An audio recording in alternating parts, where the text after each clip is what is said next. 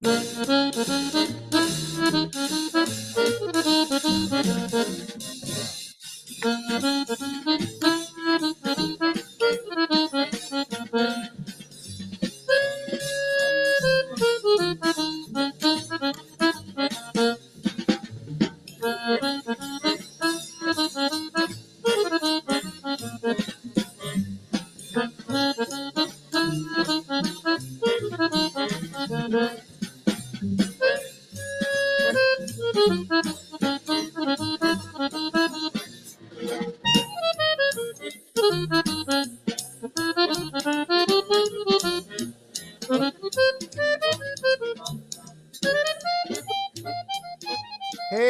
hello everybody, and welcome again to the Snap Don't Tap podcast. I'm Tony Cecchine, and we're here with, of course, the one and only Joe Cardinal, and Martin Witkowski's joining us. Pull and let him out.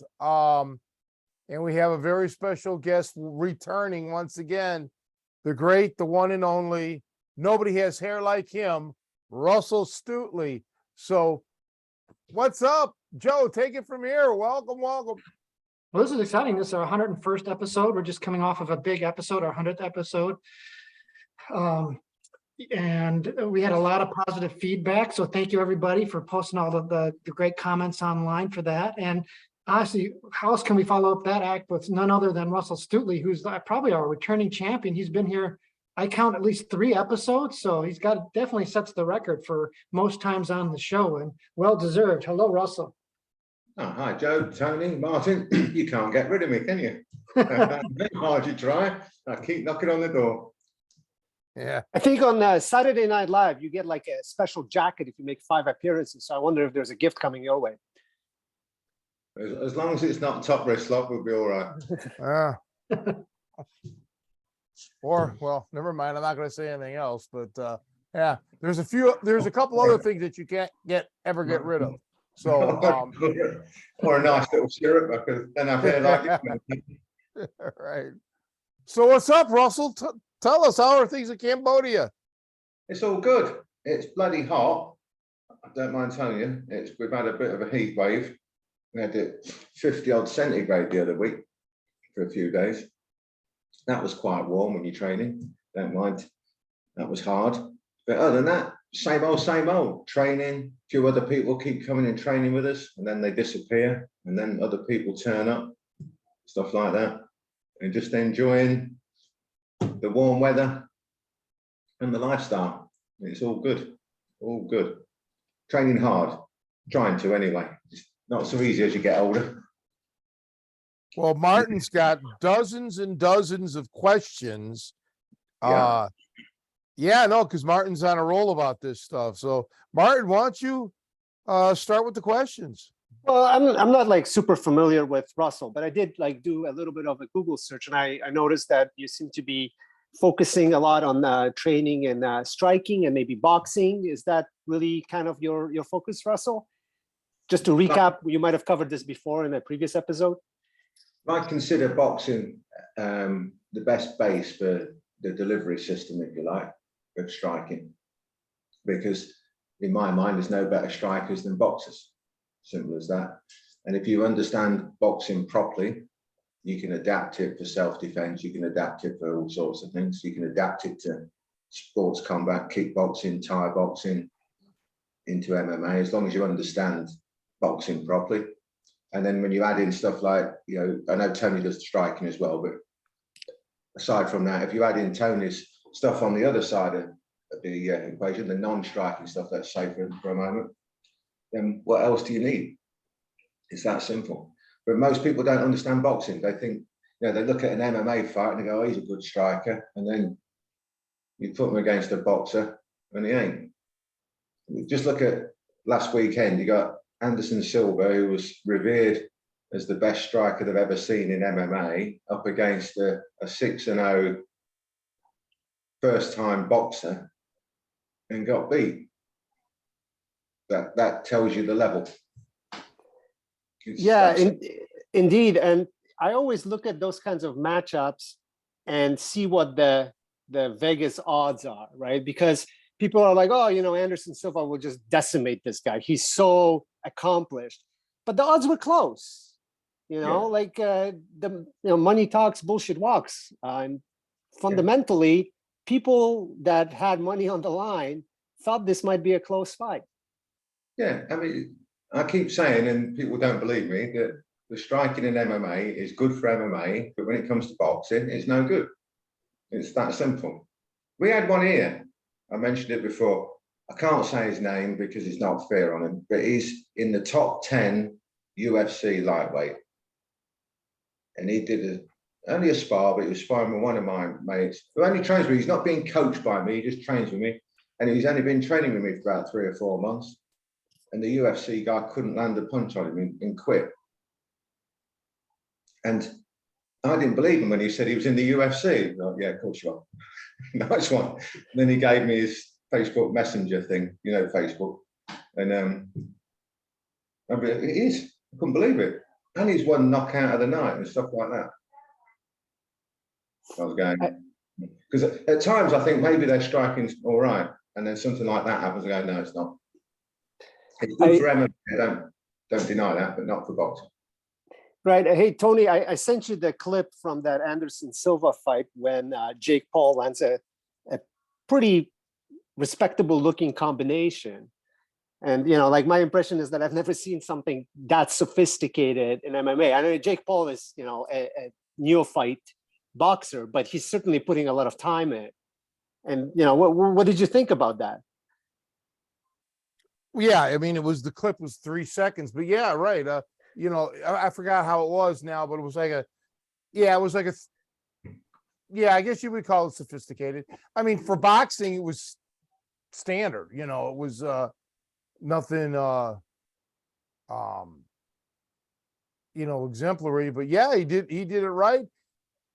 In UFC's or MMA's defense, I think because they're concerned with the kicks or they're concerned with getting grabbed and taken down.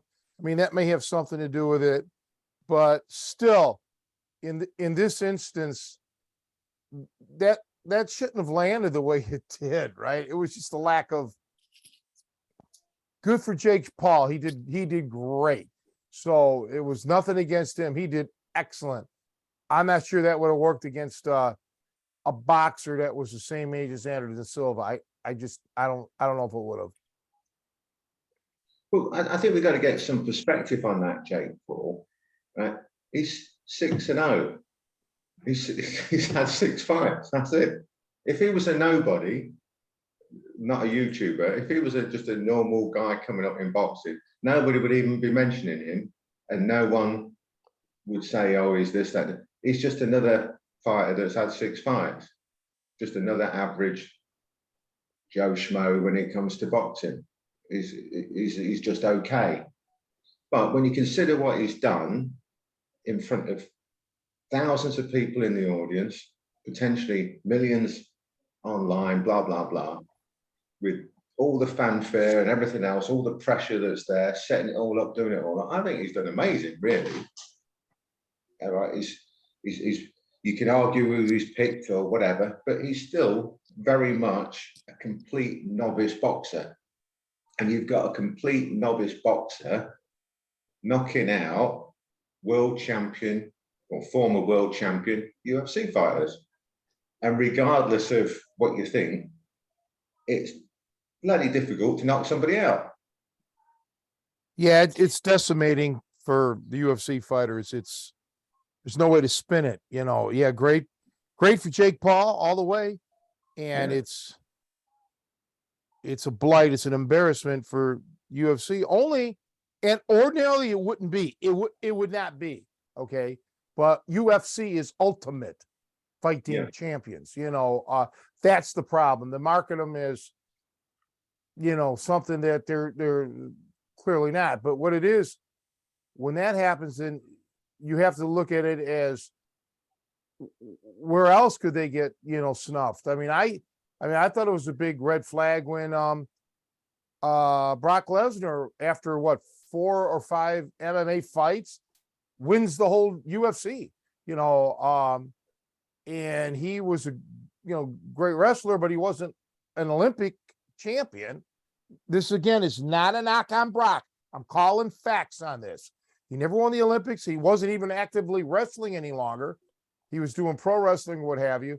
And yeah, he pretty much walked in there and, you know, won the whole damn thing. And, you know, none of this is flattering, you know, for the UFC. I mean, it's almost like having a baseball player that can swing a bat like this, winning Wimbledon Cup, you know, the tennis, you know, because it's a similar motion. Yeah, it's just, yeah, it's to me, it's unprecedented.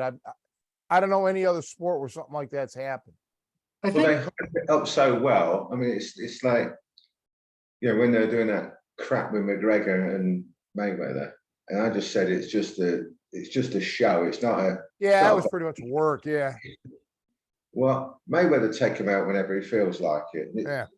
People were fooled by it, and Mayweather just carried it through and made millions. Don't blame him because they can get away with it. But not long before that, they were talking about Silver against Roy Jones Jr.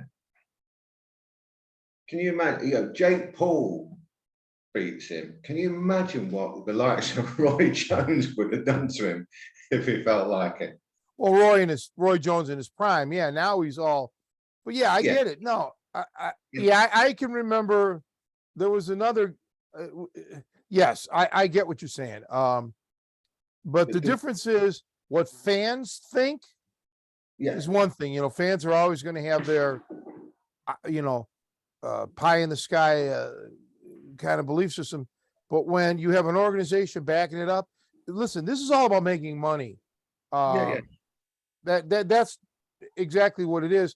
And that's fine if you label it strictly as an exhibition, let's say for charity or, you know, a fundraiser, but these are, you know, being, you know, passed off as, you know, legit things. Yeah, it's kind of rough. I don't know, man. I don't even know what to say about it. But all I can tell you is imagine like certain self-defense situations when you're not even trained for self-defense and you think, okay, well, I can handle this. Now you're talking about 2 or 3 on 1 or weapons. I don't know, man. I don't think you're prepared. It's my take on it. I mean, with that Silver, a couple of fights ago, he beat that Chavez Jr., who's a former world champion boxing. Now, whether he trained or whatever, but he beat him. So everyone was going on about how he's a world-class boxer now. Then Jake Paul smashes him up, and all of a sudden he's a has-been, too old, this, that, and the other, blah, blah, blah, because they won't give Jake Paul any credit, which I think is unfair considering he's just a novice boxer, just beat up the legend of MMA. But no one wants all the credit to Jake Paul or his trainers and him. Yeah. and this is But, no, you know, I don't have a dog in a fight. You know what? Yeah. What? Joe, you know what? oh, sorry, go ahead, Joe.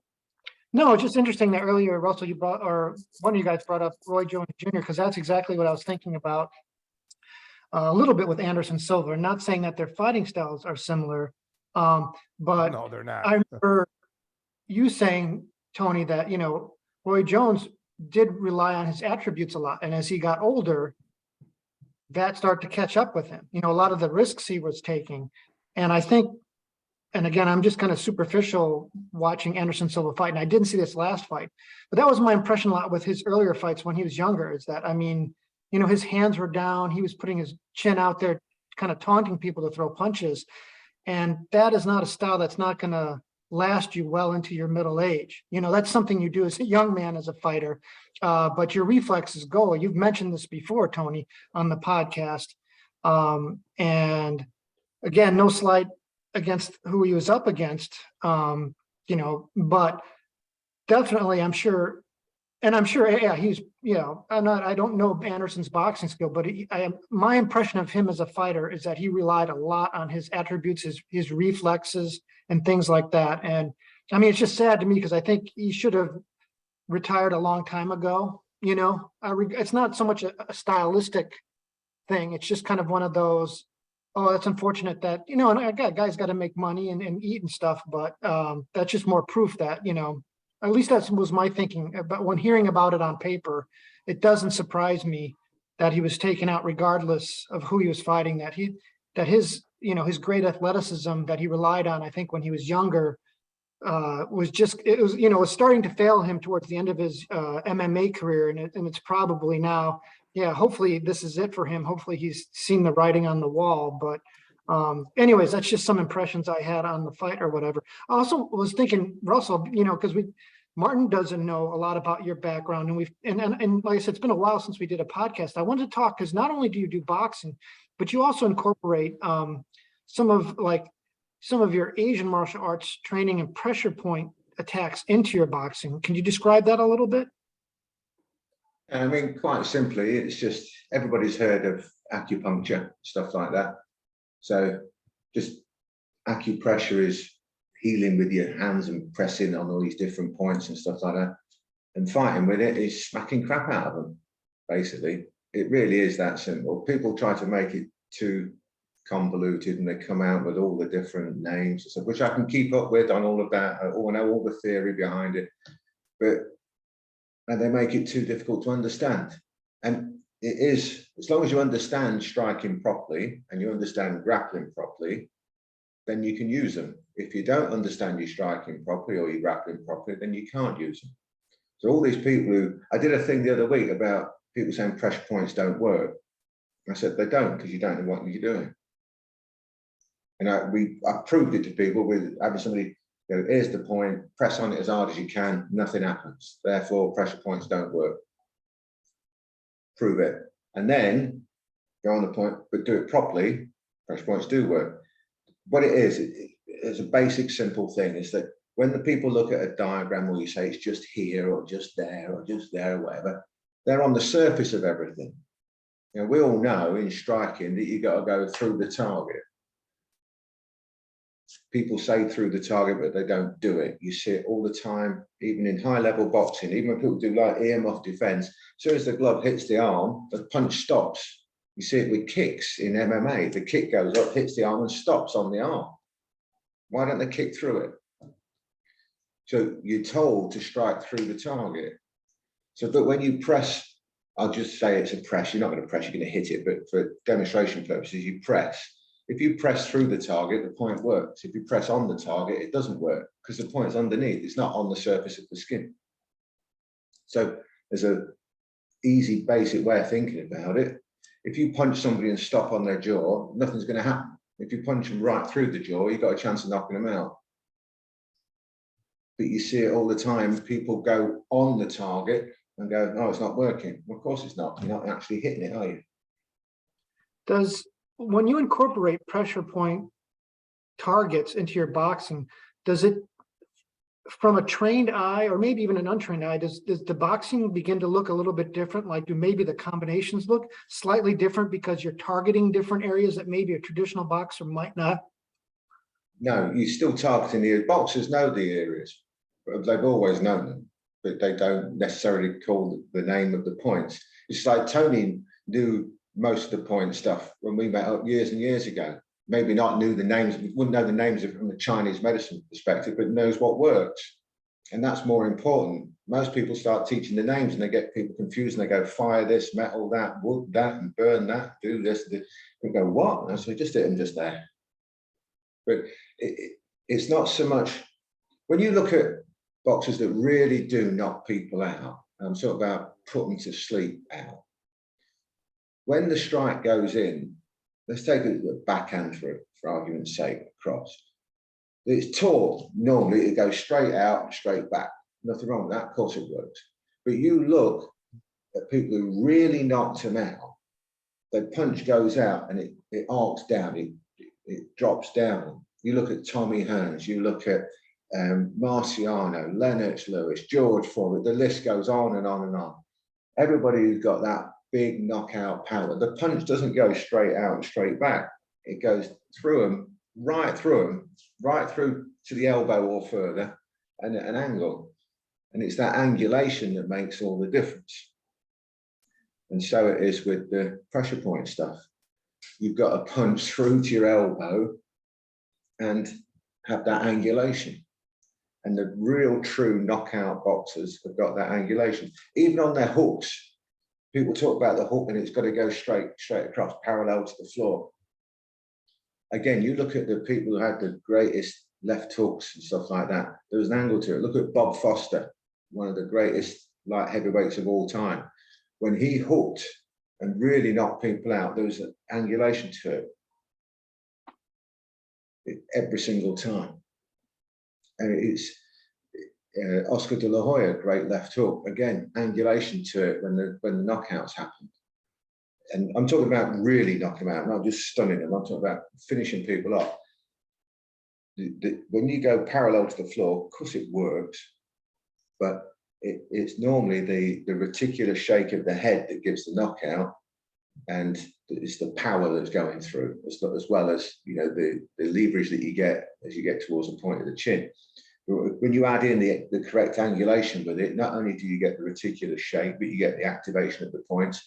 Or if you don't believe in points, you get a better reticular shape. And then you get an easier knockout and a deeper knockout. Now, it doesn't mean that you hit lighter. It means that you get a better reaction. Of course, you want to hit as hard as you possibly can. But you've got to get all of these little things in place for it to work. If you know that there's a point that knocks people out, boxers know it on the side of the chin. If you hit it and stop on it, nothing's going to happen. It's that simple. But if you hit correctly right the way through and punch right the way through up to your elbow, you've got a good chance of knocking them out. And it's similar if you're using it in grappling, you're on the floor, and we use it to turn the head, because if you touch here, the sternocleidomastoid muscles in the neck weaken. So it enables you to turn the head, so you can do all sorts of things. But if you just press on it, nothing happens. But if you go through it, the head turns. It's that simple. But most people do it wrong, and they go like that, and they go, it doesn't work. And then they say it doesn't work, but it doesn't work for them because they don't know what they're doing. So, well, you can prove anything doesn't work if you can't if you can't do it. If you've got the worst jab in the world, you don't turn around and say jabs don't work. Look, I just proved it. I just did a jab and nothing happened. You twat. Of course it doesn't work. You don't know what you're doing. It's like if somebody said, I tried a top wrist lock, copying Tony's way, but did it wrong, go, oh, Tony's top wrist lock won't work. Therefore, all of his stuff doesn't work. No, you can't do it, you moron. Yeah. Yeah, no, that's very well put, you know, just like, yeah, I mean, you could, well, Dan Gable, who was a great collegiate wrestler and Olympian, he can make a video on a double leg takedown while watching the video. It doesn't mean you can do it. And especially against high level wrestlers, you got to work at it. But, you know, that's very well put about following through, kind of like when you bring up the top wrist lock, it's like you got to twist in essence, all the way through. You got to, you know, or you got to, everything you have to do it all the way through. You can't just touch it. That's really a good way of putting it, very articulate. But of course, I expect nothing less from someone like you. Being English. It's the British accent. Yeah, right. I mean, but seriously, it's the truth.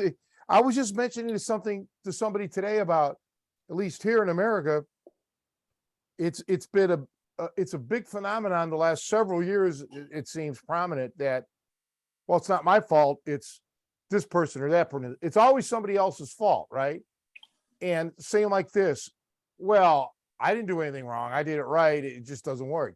No, maybe you have to look at it first like you did something wrong, or you didn't follow the directions properly. But yeah, that's exactly right. It's a really good way of putting it about touching as opposed to going all the way through.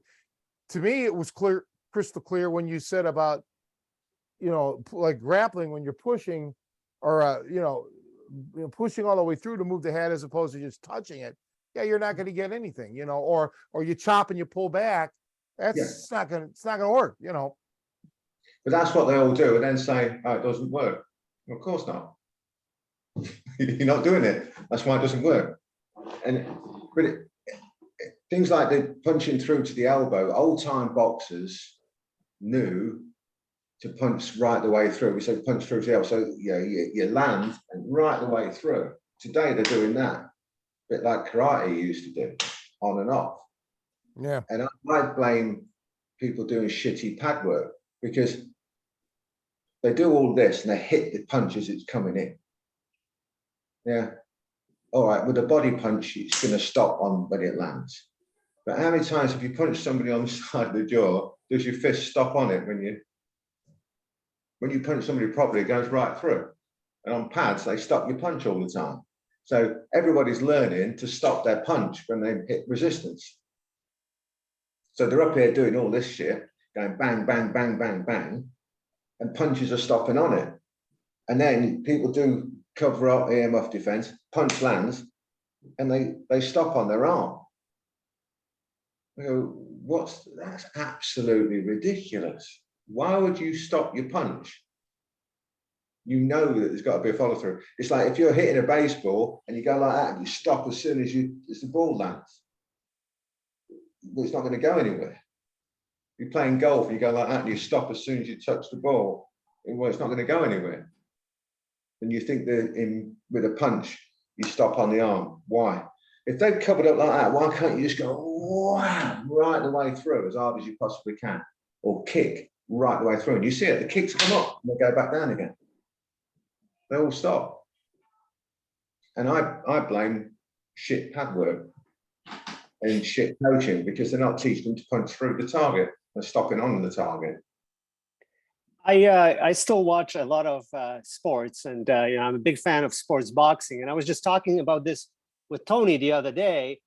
There was recently a fight with Deontay Wilder and Robert Helenius, which ended with really maybe a 6-inch punch, and people were up in arms saying this fight was fake, this fight was fixed. There's no way heavyweights can go down with a 6-inch punch. And in my mind, that was a brutal fight, brutal punch. It was insanely on target and insanely powerful, even though, yeah, it wasn't at the full extension of the motion. So, you know, like to me, that doesn't need to happen. To your point, it went right through the target. Well, Tony mentions so many times on his DVDs, blah, blah, blah, about putting your body weight into stuff. When you were talking about doing top wrist lock, just an example, Tony, I keep coming back to that. But when you were here, you were saying about use your hips and turn your whole body weight and pull it all the way across. And you're using your whole body weight to do it. Other people are just struggling with their arm. But when your whole body weight's behind it, it's so much more powerful. Well, with punching, it's the same thing, isn't it? Most people are punching with their arm. Wilder on that punch and all of it, you know, all of his knockout punch, his body weight's behind it. And old-time boxers knew how to put their body weight behind a punch. The shoulders were engaged correctly so that the body weight could be behind it. You look at footage of Joe Louis. He's here short range and there's amazing amounts of power considering his size and weight and the distance that he's traveling. And there's loads of power because he's got body weight behind it. And it comes back to this thing that we say things like, it might look the same, but it ain't. Somebody's doing a top wrist lock without the body weight. It might, somebody else looking, it might look the same as Tony doing it with body weight. The one that Tony does, people are tapping before he's even moved hardly. And the other guy's pulling and reaching and striking like crazy and still not getting it. And it's the same with striking. They could be throwing all day long and nothing happens. Then you got Wilder putting his body weight behind it, pop, and out they go. In fact, he says that a lot of his punches are damaging to his own body because his body can't absorb the power of the punch. You know, like he has problems with his biceps and his arm, his hands breaking from the power of his punches. So, you know, 6 inches is irrelevant. Yeah, but the skeletal structure isn't designed to take that much power. You know, I mean, putting all of that just behind this, you're gonna get damage. But yeah, it's worth it when you're making mega millions, isn't it? I'll take a couple of broken knuckles. But boxing has always been known as the short, quick punch, the little 6-inch. And in boxing, they use that number 6 inches. May not be exactly accurate, but that's what it is, that little short punch. And the other thing is the opponent from that distance doesn't see it coming, so they can't brace for it psychologically and physically. And it just makes makes it even more, startling. So yeah, you don't have to come from like 2 feet away. Right. But today they're all throwing big wide punches, aren't they? Yeah, well, They're that's not just compact anymore. Yeah, I mean, well, another thing is you want to always be on the acceleration. So for a 6-inch punch, more than likely generally it's probably still in the acceleration phase. That's a big point as opposed Yeah. to being decelerating. And yeah, you're right. Fighters who are coming from a mile away, part of that is like, I would assume, not speaking on anyone in particular, but just you're fighting from the outside. You're kind of flamboyant, like showmanship.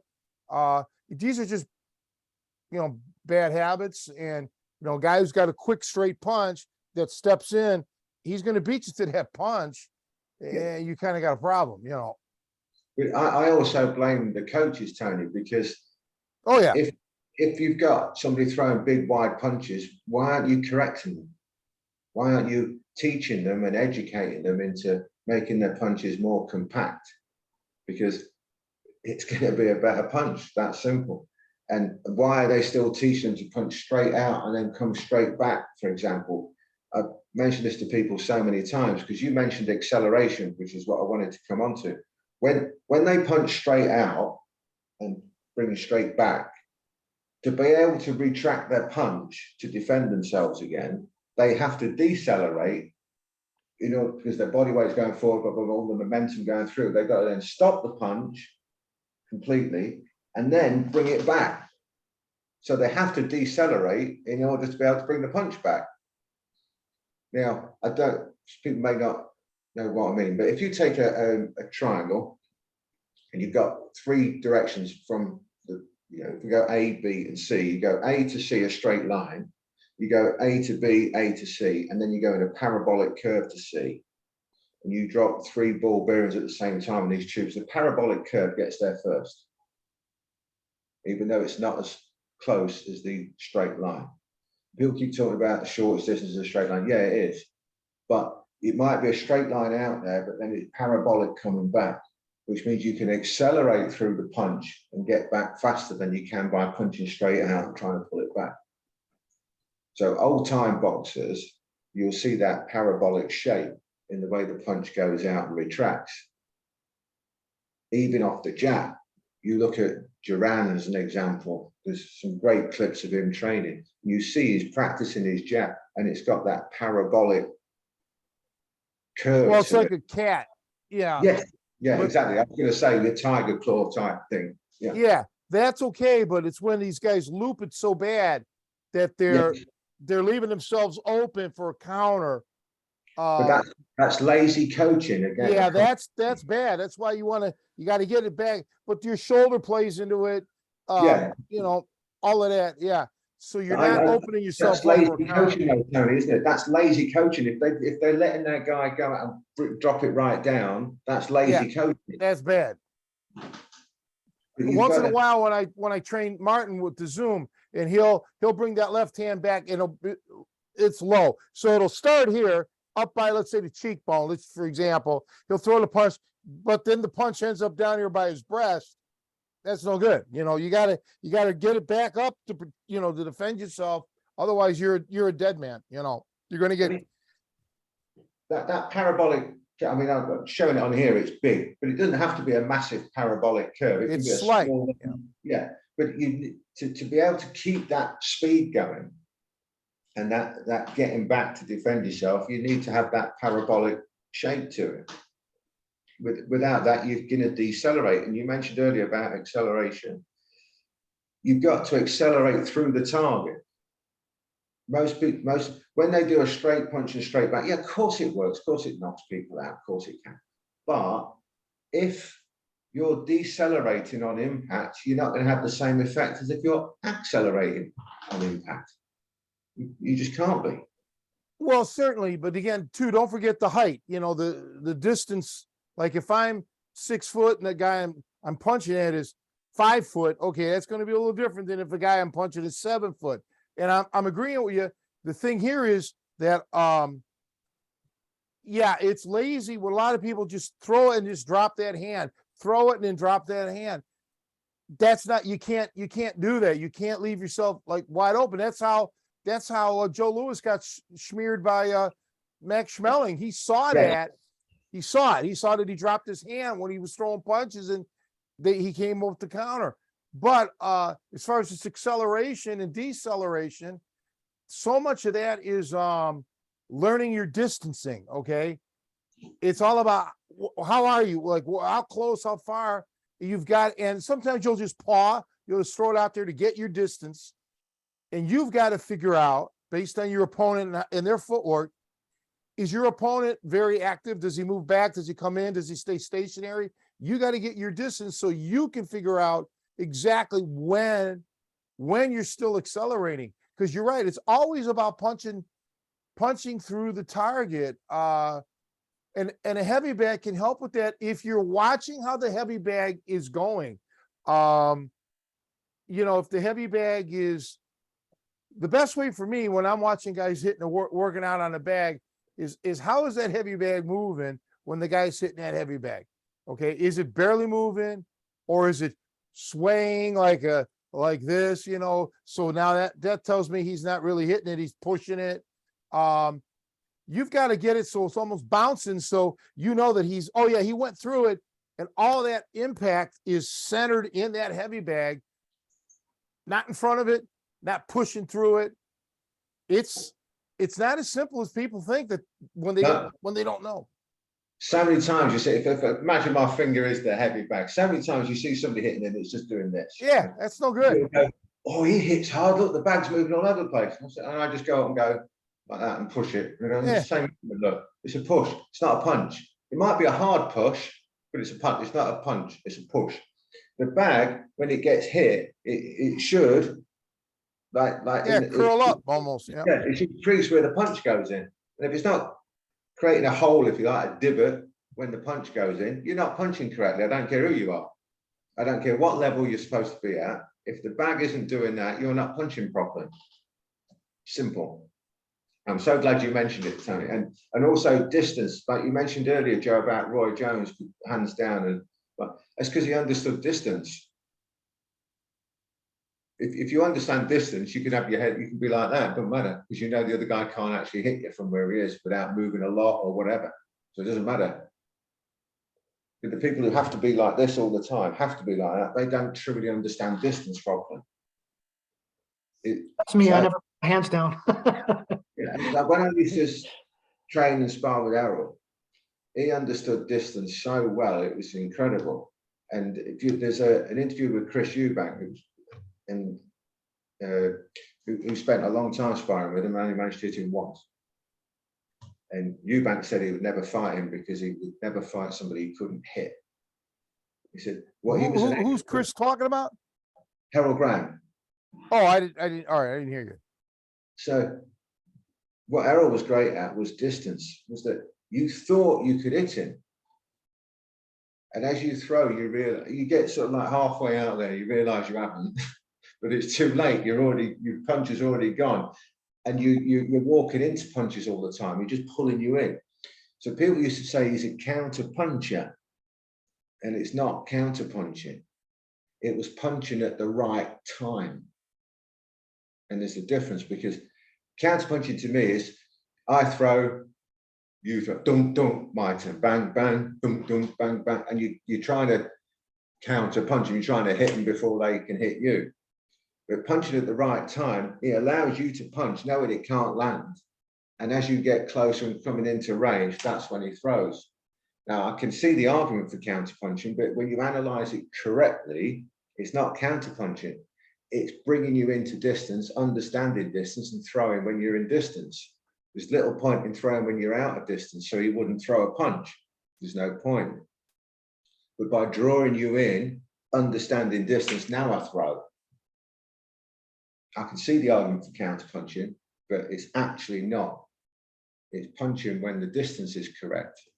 So you can do that defensively or offensively. It's understanding distance. And again, I come back to the fact that a lot today don't understand distance like the old time fighters did. Well, that makes sense because, you know, years ago, I asked my buddy, Johnny Lira, he was a champion fighter, amateur professional, because he fought Howard Davis professionally. I also think in the amateurs, and Johnny was trying out for the 76 Olympics. Well, he had to go through guys like, you know, like Sugar Ray Leonard, you know, which wasn't, he didn't make it, right? I mean, Sugar Ray was Sugar Ray. So I asked him once, because I said, you worked out with all of them, you know, you fought or sparred or trained with Sugar Ray Leonard and Howard Davis. He says, out of the two of them, who had the faster hands? And he said, well, like just hand speed, like just throwing a punch, probably Howard Davis. He says, but Sugar Ray Leonard had better timing. It's exactly what you're talking about, right? So Sugar Ray could time it. So not only was his hands fast, but with his timing, it was even that much quicker, right? Or at least the perception of it was. And it's all about timing, you know, about being in the right place at the right time, capitalizing on the opening, like what you're talking about with Harold. He's luring you in. So the timing is always, if it's impeccable, you're going to always get there first, no doubt. Yeah. You know? And again, to me, that's a lost art. Most places, they don't really train, they don't drill it to learn it and absorb it and understand it and apply it. Because most of the coaches today, I think, aren't coaches, they're just fitness trainers. You know, boxers going, have you done your 6 rounds of skipping? Yeah, go and do 10 rounds on the bag then. Where's the coach? Where's the, this is what I want you to do. This is what I want you to practice. This is how I want you to do it. Now I want you to drill it with him. I want you to work together on this, that, and the other. You're weak on that, you're weak on that, work together, help each other. Why are you able to land that jab? Why can you defend it? Why can't you defend it? Why? All these ways of drilling. I mean, on your DVDs, you speak about drilling properly when you're talking with Bruce and stuff like that about drilling, Tony. When we teach stuff, we say, you've got to drill it properly. This old school thing, you know, drills build the skills and skills pay the bills. It's that, and people aren't drilling properly. Their idea of drilling is you do 10 top wrist locks, I'll do 10. Yeah. And off they go. Well, why don't you concentrate on doing some top wrist locks properly? And the guy who you're doing it to tells you what's right and wrong with what you're doing, and gradually building up the resistance and helping each other and all that sort of stuff. That's drilling. Saying, right, you do 10, then I do 10 that side. All right, now my turn. I'm bored. Are you bored? Let's do it. And then they don't do them properly anyway. And that's the way people drill. They see it in martial arts, see it in boxing, Thai boxing, everything. Nobody drills properly. I tell you, as a coach too, I know this for me as a student, when I was learning, let's just say they throw a number at you, give me 10. And then, you know, I would, and I love it when a guy's like, after they did the 10th one, wait a minute, no, let me, let me give you a couple more. Something wasn't right. Let me give you a few more.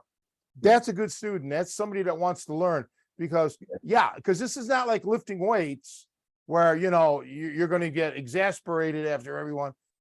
Yeah. I used to know, like, oh, wait a minute. You know what? Yeah, 10, but I really only did like 6 because 4 of them really suck. Let me give you a little bit more. That's a winner. That's a guy that's going to succeed, or a gal that's going to succeed, because they have to do more. Now, of course, unless you're gassed, you're too tired. Yeah, stop. Yeah, numbers, you know, we have to do it like, as a coach, you know, I get it that you got to, you know, conserve time and, you know, time management.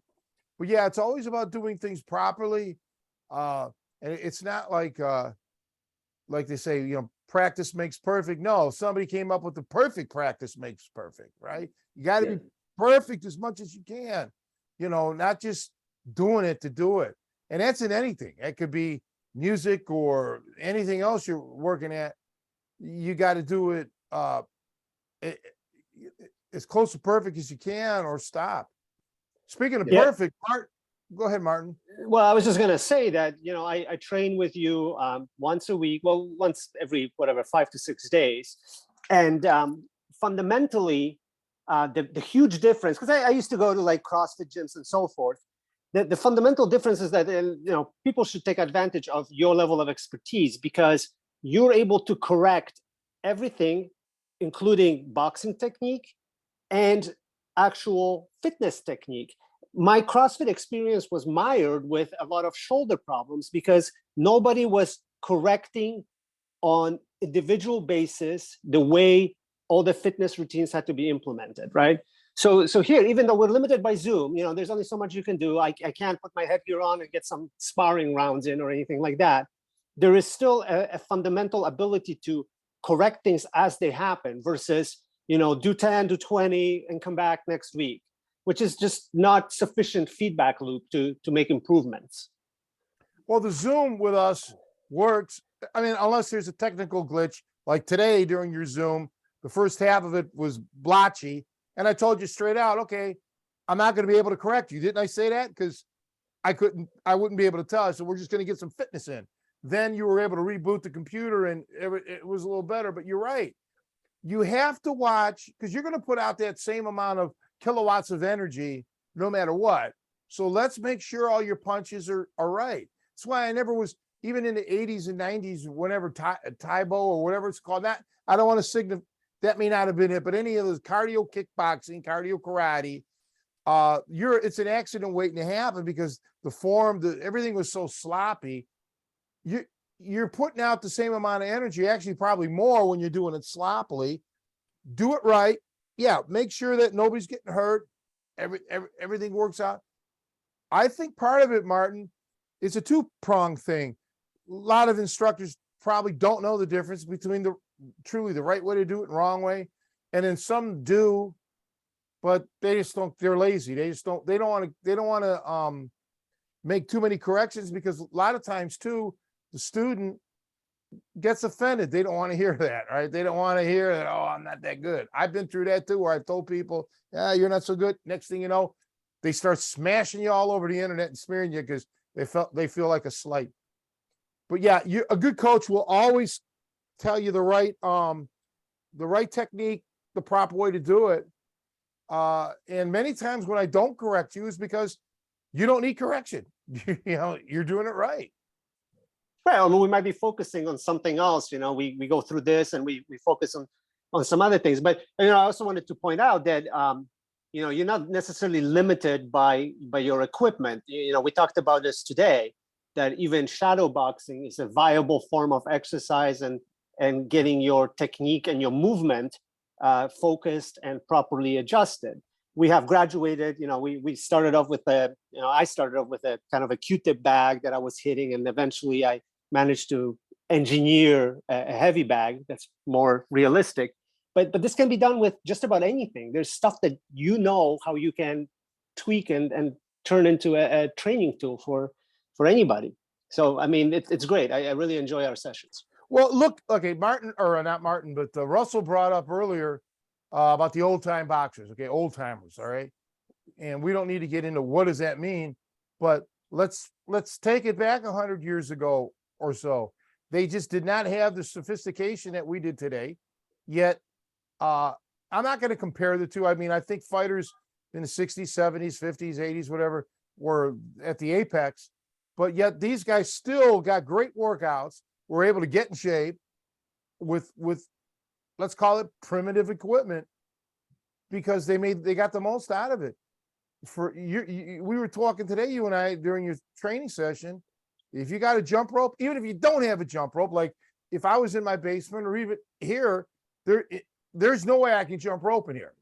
You don't have enough room, but you can still do a simulation of it, do your cross hands. It may not be perfect, but just like shadow boxing, it works its own way.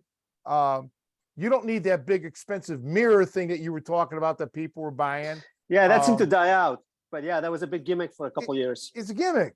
But yeah, if you just have like even a speed bag, you can kind of simulate the speed bag on your own. I mean, nothing's quite as good, but keeping your elbows up or working the different hand positions, there's always ways around it. You don't have a maze ball, get a little tennis ball or not a tennis ball, but something slightly larger, volleyball or something. with string and, wrap around it and use that. It's not about money all the time. I mean, sure, it would be great to have a nice heavy bag, but even if you got the best, you got a heavy bag, a double end bag,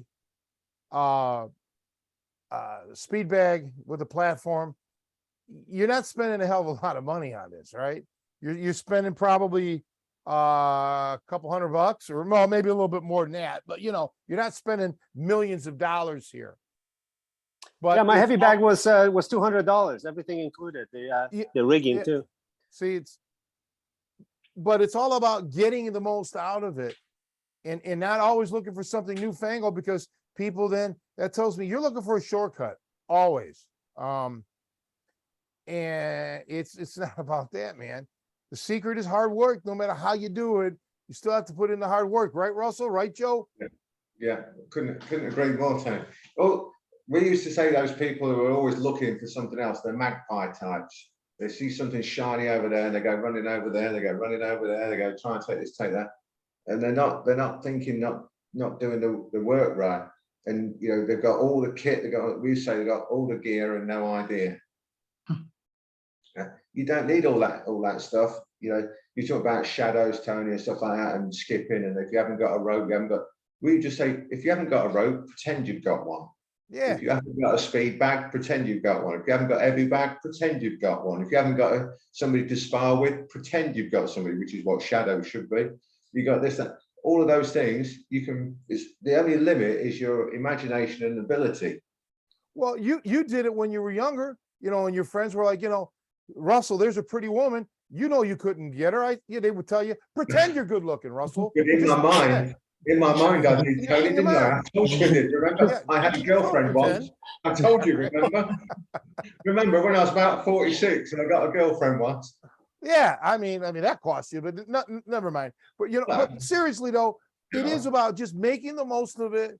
I've seen guys go to these like take gyms, like health clubs. Okay, yeah, you spend a lot of money maybe per month at a certain health club. If they have facilities that you want, let's say you want to use a sauna, or you want to use the swimming pool, the laps, or you want to take advantage of some personal training. But I'm going to tell you what, if I'm paying $20 a month and you're paying $120 a month, and all you're doing is your bench, buys, and tries, you're getting ripped off, because the equipment don't cost that much, right, to utilize. So, yeah, I think sometimes people try to, they just want to convince themselves because they're paying more, or they got this newfangled piece of equipment, that they're going to get a better workout. That's not a guarantee. It's more than likely it's not. Like I think you said, it's a gimmick, or Martin said it's a gimmick. And you got to have the proper coaching. And man, that's kind of, bring that up, Martin. We were talking today about these big schools, gigantic schools, like a Walmart school, Right. Like, I don't think this is necessarily a new concept, because I remember, like in the 70s or maybe 80s, because I only became aware of boxing like in my youth in the 80s. They used to have these like heavyweight factory.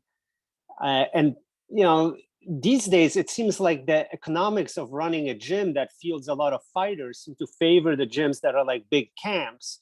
And I think a lot of the stuff in UFC really comes out of a couple of geographical areas that have these big established gyms that basically have kind of a revolving door in the UFC. And doesn't seem to be like a way to really break through for fighters coming out of like gyms that have, maybe 3 or 4 people in them, because the resource pool is just too small. Well, it's hard for instructors because, go ahead, Russell. So I just say there's no money in it. The fighters, how many people actually become a fighter compared to who walks through the door? How many then out of those who become a fighter actually are any good? And how many of those are actually going to stay with you, right? Because everybody quits, they all go somewhere else. So if you're trying to train fighters, if you're not an established gym with the revolving door, like Martin mentioned, then you've got hardly any chance, because it takes so long for somebody to go through the ranks and actually get to a stage where they're earning any money, that you just can't make any money, which is why it's a million times easier to have a room full of people going 1 and 2 and 3 and 4 rather than learning how to fight, because you just, there's no money in it. And Yeah. kids classes, that's another good source of income, right? I mean, Yeah. they're not going to be fighters. People who are really good martial artists, they could actually really fight, but they've got schools of 400 or 500 students, and it's not about, you know, making people into fighters. It's about people enjoying their training, having fun, meeting other people. They learn a little bit, of course they do, and they get better. They're better than they were, you know, without going there. But it's not about fighters. There's no money in it. And Well, he's right though about these big camp types, you know, top teams and things. It's almost like well, I don't know what you know living out in Cambodia, but like, you know, Home Depots or Walmart's, these giant super centers, and they put the smaller mom and pops hardware stores or delicatessens out of business. Same here, you know, it puts small gyms like the gyms, like even like the weightlifting gyms. Like, you know, there used to be years ago, I guess, a lot of small independent gyms, like weightlifting gyms, only weightlifting. You don't have many of those anymore because Bally's and all these other, you know, Planet Fitness and all that, you know, wiped them out. And that's what's happening, like in the UFC type of gyms. And yeah, you're still going to have your independent, like jiu-jitsu gyms or something like that. But Martin brought up today about, I wonder how many fighters, pro fighters, MMA fighters are coming out of Chicago or something like that. Not many, because a city like Chicago or any other large city or large metropolitan area, it's expensive to live. Prices are high. You got to have a job. You got to work, okay? Unless you're roommating with 5 people. So, you know, maybe if you're living in a rural area, things are a little bit less expensive. That's why a lot of fighters tend to come out of the rural. It's hard for me to talk to you about this, Russell, because you're in another country. You don't know what it's like here. But, you know, it's not like these, like years and years ago where boxers were coming out of Chicago, New York, Philadelphia, Cleveland, LA, these large cities. It doesn't, you know, things have changed. Times have changed economically. And you're right. Not a lot of people are looking at it as being a pro fighter. And I've kind of cut out. I'm not part of like the UFC crowd or MMA crowd anymore. You know, I just don't really have the interest in it because it economically wasn't happening. Entertainment wise, it wasn't entertaining me. But yeah, there's a shift, man. Things are different. Sports are expensive. You've got to be to be a fighter, really. You're a young guy. You've got to be unemployed and single. Well, yeah, but time to it. And you can't be unemployed and single in a big city because you need $5,000 a month just to survive. Well, and it's not just fighting. I mean, it's other sports, okay? Like youth. Let's say you're 12 years old, okay? You want to play American baseball. You got to get on what they call traveling leagues that go all over. It's an expense for the parents. It could be upwards of $5,000 a year, and or more, and you're traveling constantly everywhere. I'm sure it's the same with American soccer, and other sports. It's become, even at a non-professional level, strictly child level, it becomes very expensive. And then when you get into the I don't know what you want to call it, not premier, but I don't know what the word would be, but the sports like gymnastics or figure skating or something. Now you're really talking about money to travel all over the country for competitions and so on. This is really expensive stuff. So the whole sports world in America, from a child on up, it's a moneymaker. It's, you know, there's no, like in Chicago, we have park districts.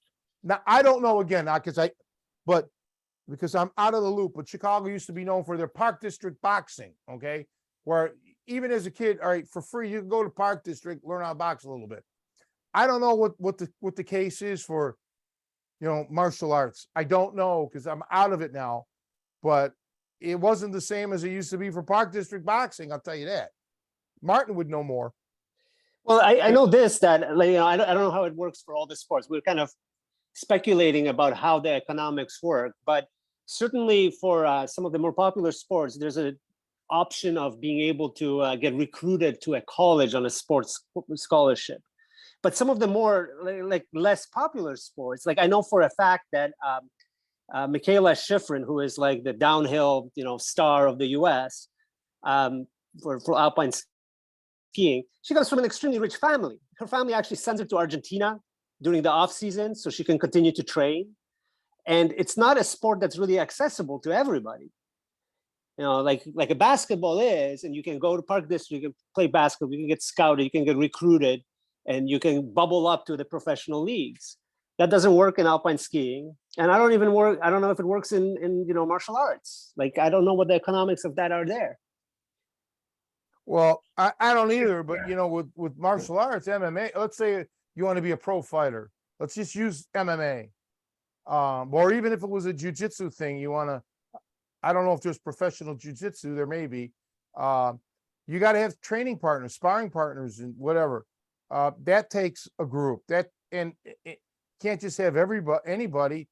You got to have competent sparring partners that are willing to just basically sacrifice themselves. They're not there to, knock you out every workout or, make a name for themselves. They're there to make you better.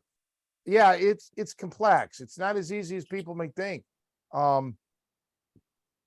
don't know, man. It's just that's I think that's not kind of dry, right? That's I think the big misconception that we were trying to articulate is that people think that you have a spectacular coach and you have spectacular talent and you're gonna shoot right to the top and you're gonna be a multimillionaire. And we had people come through the gym that held that misconception. And it takes a lot of bodies to make that one person successful. And it's really hard for the stars to line up that exact way. Well, you hit the nail on the head there. Yeah. And it's a lot of setbacks along the way for the up and coming fighter, because they may have it in their mind that they're untouchable or unbeatable, but yet they're getting beaten every day in the gym because they're not as good as they may have thought they were. And I'm not just saying in our gym, just anywhere, and you gotta be aware of that, and humble yourself to know, hey, I got a lot to work on.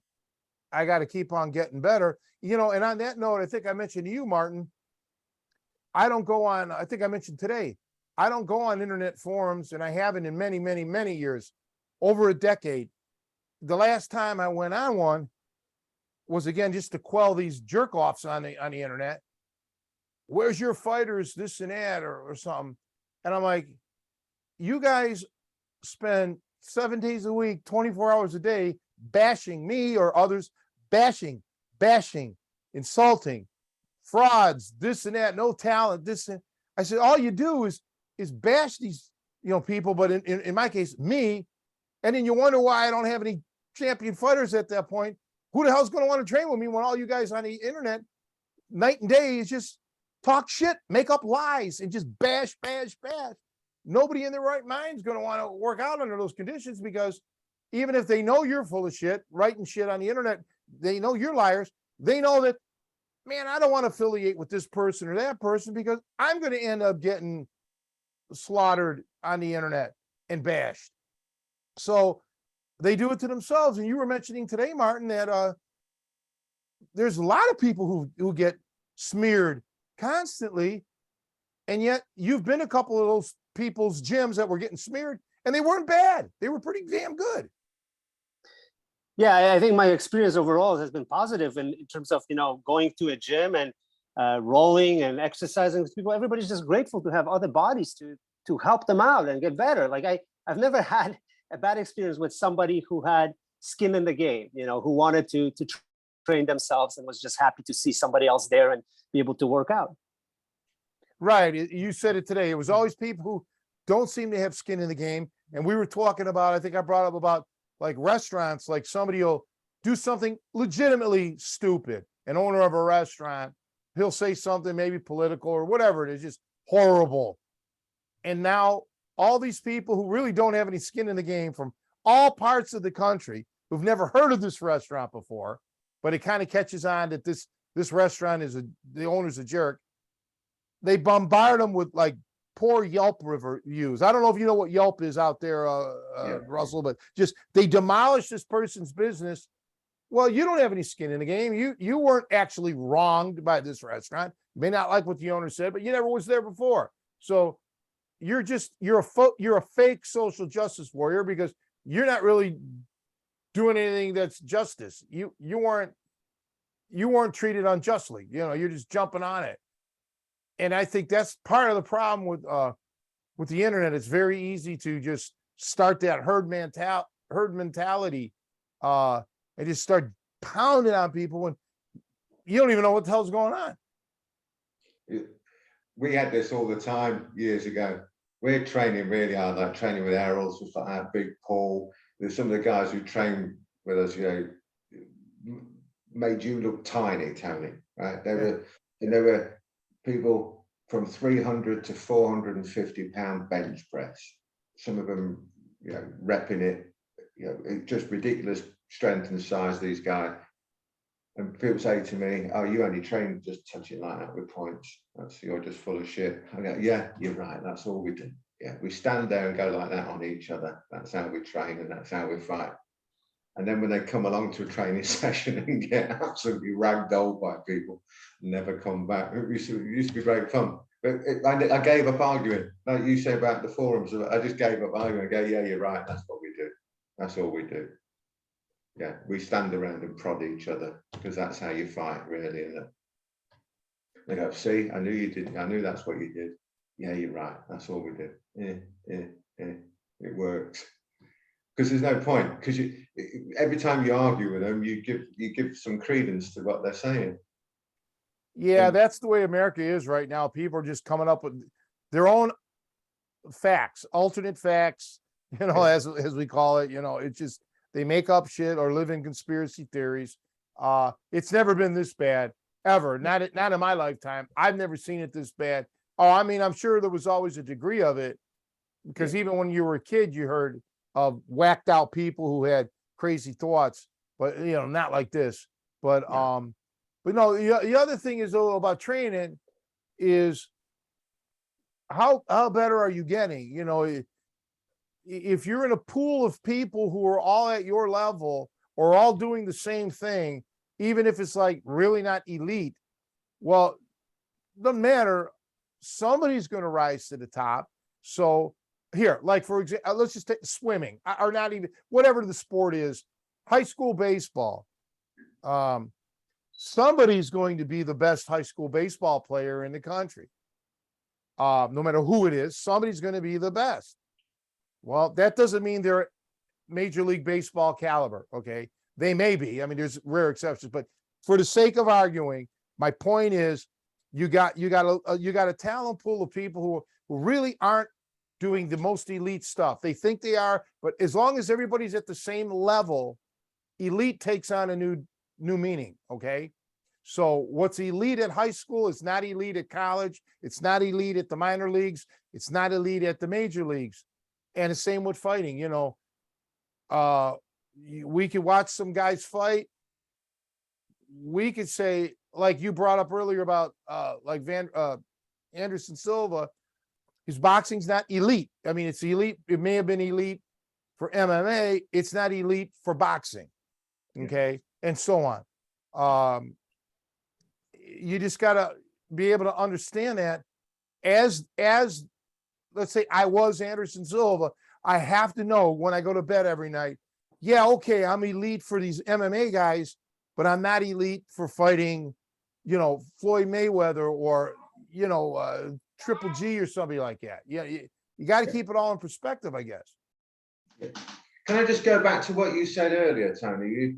When you talked about over Zoom with Martin, and you said, and Martin mentioned how you could just look at what was going on and understand and correct. Well, as a blanket term, and correcting things like just even things like physical exercises as opposed to techniques, for example. As a blanket term, we just call that understanding how the body works, which sounds a bit blasé and a bit flippant. But when you got somebody like yourself who actually truly understands how the body works, you can correct stuff over Zoom and stuff like that. Obviously, even better face to face. But that correction can only be done when you truly understand how the body works. And the exercises will be done correctly when you truly understand how the body works. Because Martin, you mentioned earlier about people getting injured from the different training in whatever, I can't remember, the fitness type stuff.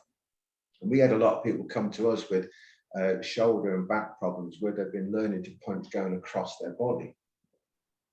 And so all of this rotational torque going across their body incorrectly was creating loads of injuries. And they come to us and they couldn't punch properly or do it because of all these injuries that they were getting from these fitness exercise things that were where people didn't understand how the body works. So they were teaching to do something wrong, which was actually detrimental to the body.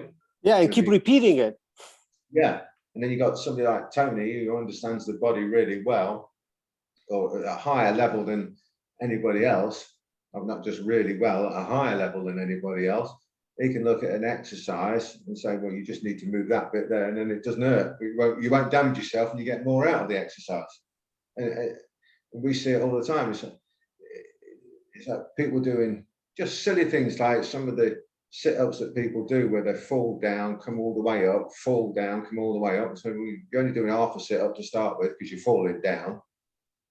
And from flat on the floor, you're not doing anything to your stomach. When you're up like that, you're not doing anything to your stomach. Find out where you're getting that range of movement that's actually doing something with the stomach muscles, and why aren't you working that range? Because that might be a bit more beneficial for you than doing something. And you think pulling on their head and all sorts. There's all sorts of stuff. Millions of different sort of mistakes, if you want to call it. But if people don't understand how the body works, they won't correct those mistakes. That's why somebody like Tony can look and go, you're doing that wrong, doing that wrong, doing that wrong. Push-ups are a big thing. People do push-ups. They flare their elbows out so wide and everything. And they don't understand the stress they're putting on their shoulders, and one little mistake and then, or their back isn't straight when they're doing the push-ups and they throw their back out, or they try to cheat like they were like somebody that's wearing a green shirt on this podcast. And I'm not going to mention his name. That's from another country that begins with the letter P, but I'm not going to mention any names, but yeah, don't embarrass that person. Yeah, right. So you don't want to cheat. Yeah, sorry, I have to sign off. I got a bunch of honeydews to do before the week starts, the work week. So I'm going to sign off. Very nice meeting you, Russell. You're not cheating anymore. Good to see you, Martin. All right. Thank you, guys. Bye. You're welcome. But yeah, you can't. Yeah, you got to be able to. So I look at things two ways when I'm coaching somebody or observing somebody. Obviously, I know how I do things because I know myself better than anybody. So I don't necessarily judge somebody per se on how I do it, but I do judge it on how they should do it. But there are mechanics that have to be applied properly, and then you have to calculate the adjustments to these mechanics based on them. So like a baseball stance, or you said golf. Not everybody swings a golf club exactly the same, but all the best golfers, I'm assuming, because I don't follow golf, but baseball, they all swing. Generally, all the physics are the same. Okay. So that's what it's all about. Like Joe Cardinal there, take your mic off the mute, Joe, so you can join us. Joe, I'm sorry, I was asleep. What's going on? You having a podcast? Well, we were having an intelligent conversation. Now we're going to switch it since you're in. No, but like everybody, like Joe boxes a little bit differently than me. His stance is a little different, but yet it's still fundamentally right. His elbows are in, his chin is down. He's protecting himself at all times. That's all I care about, right? That he doesn't break out of that. That's not something that I can gauge instantly. I have to assess the person for a while. And I'm sure you're the same way, Russell. Not all of your students are identical robot clones. It's funny. I watched the other day. I was bored. I got the best of the best movies, 1, 2, and 3. No, 1 and 2. I got best of the best 1 and 2. And I was watching them the other day just because I had nothing to do. There's a scene where all these Korean taekwondo guys, there's like 100 of them in a field or wherever. They're all doing their katas identical. I mean, perfectly identical. very synchronized, looked very beautiful. I get it. It's Hollywood. I understand all that. But yet everyone was identical. I've never seen that in a boxing or wrestling gym where everybody's doing it exactly the same. But you will see it in a martial arts gym. You might as well have one person and a load of mirrors. Right? Okay. They all got to look at, and it doesn't matter what size, what body shape, blah, blah, blah you are, how you move, how I move. Now you've got to do it exactly the same. You've got to do it. Yeah, no, you can't have any kind of difference. It's got to be exactly the same for everybody. And that's how ridiculous it's got. And that's starting to permeate through to boxing, kickboxing, Thai, everything. Jiu-jitsu, the lot. It's starting to permeate through. Now you've got to do it the same. You got to do it the same. That's because the coaches haven't got a clue what they're doing, but they can do a monkey see, monkey do. If everybody looks the same, it must be correct, rather than it's correct for the individual. Yeah, there are fundamentals you have to follow, guidelines. Yes. Like yes. I get mad when I'm showing a submission and people are flaring their elbows out. Man, that's just the worst possible thing ever. Yeah, but you're teaching the principles upon which that technique will work, aren't you? You're showing all the little individual bits that make it work correctly, the correct body mechanics, the body physics, the body dynamics, everything else. You teach it and say, this is how it should be done. You should have this bit. Well, I've studied it, what you do. You teach every individual aspect of why it's working and how it works. Well, it comes back to that might look the same, but it ain't. The other guy is just showing, oh, this is the basic shape of a top wristlet or whatever, and tries it, doesn't get anywhere near the effect that you do because he hasn't understood all those individual little bits that make it work. He just thinks that it looks the same, but it ain't.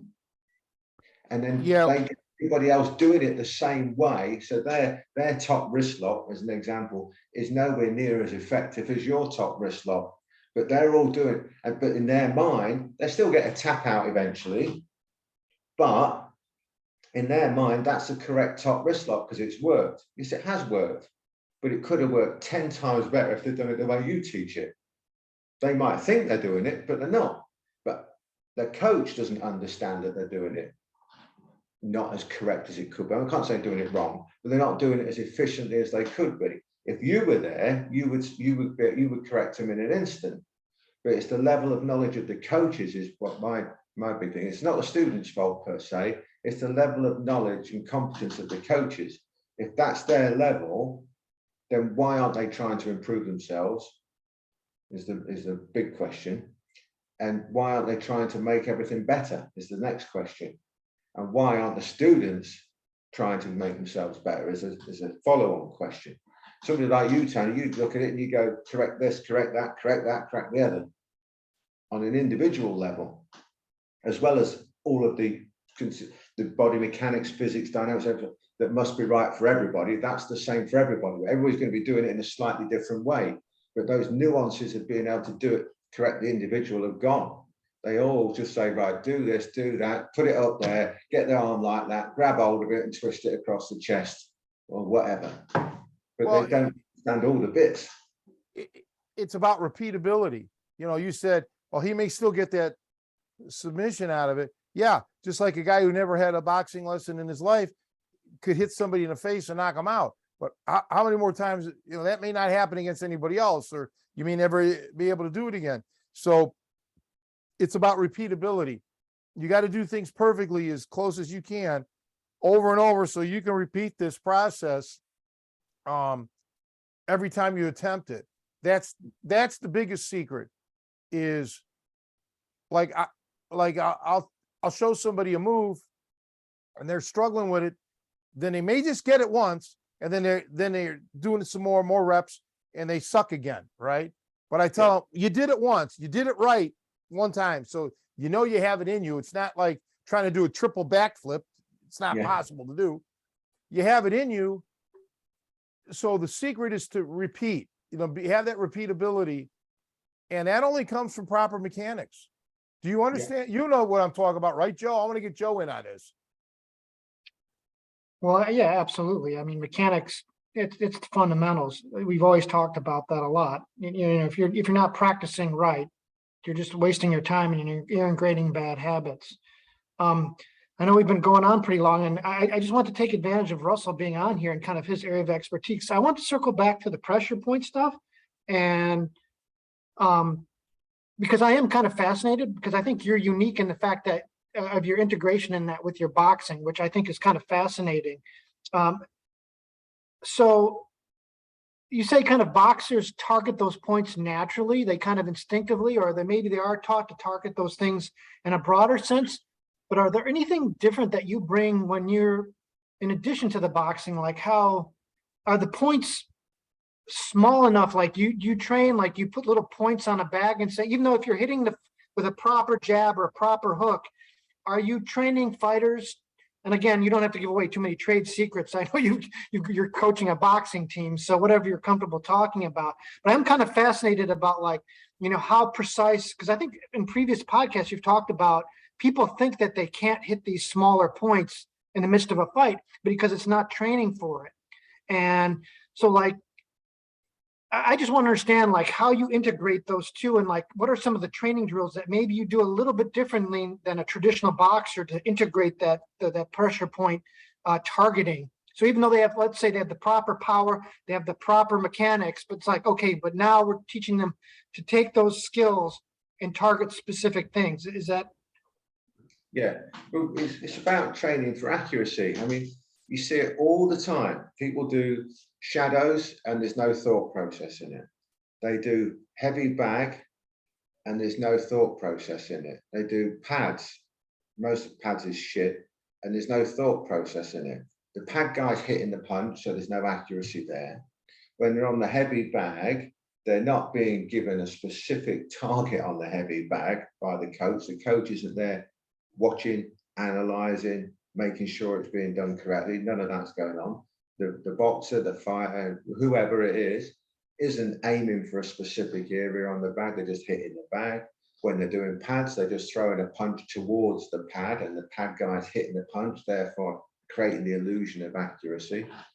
When they're sparring, they're not trying to hit specific targets at all. They just go for their head, they go for the body, they're not going for a specific place. There's a little logo-y thing on my t-shirt here as an example.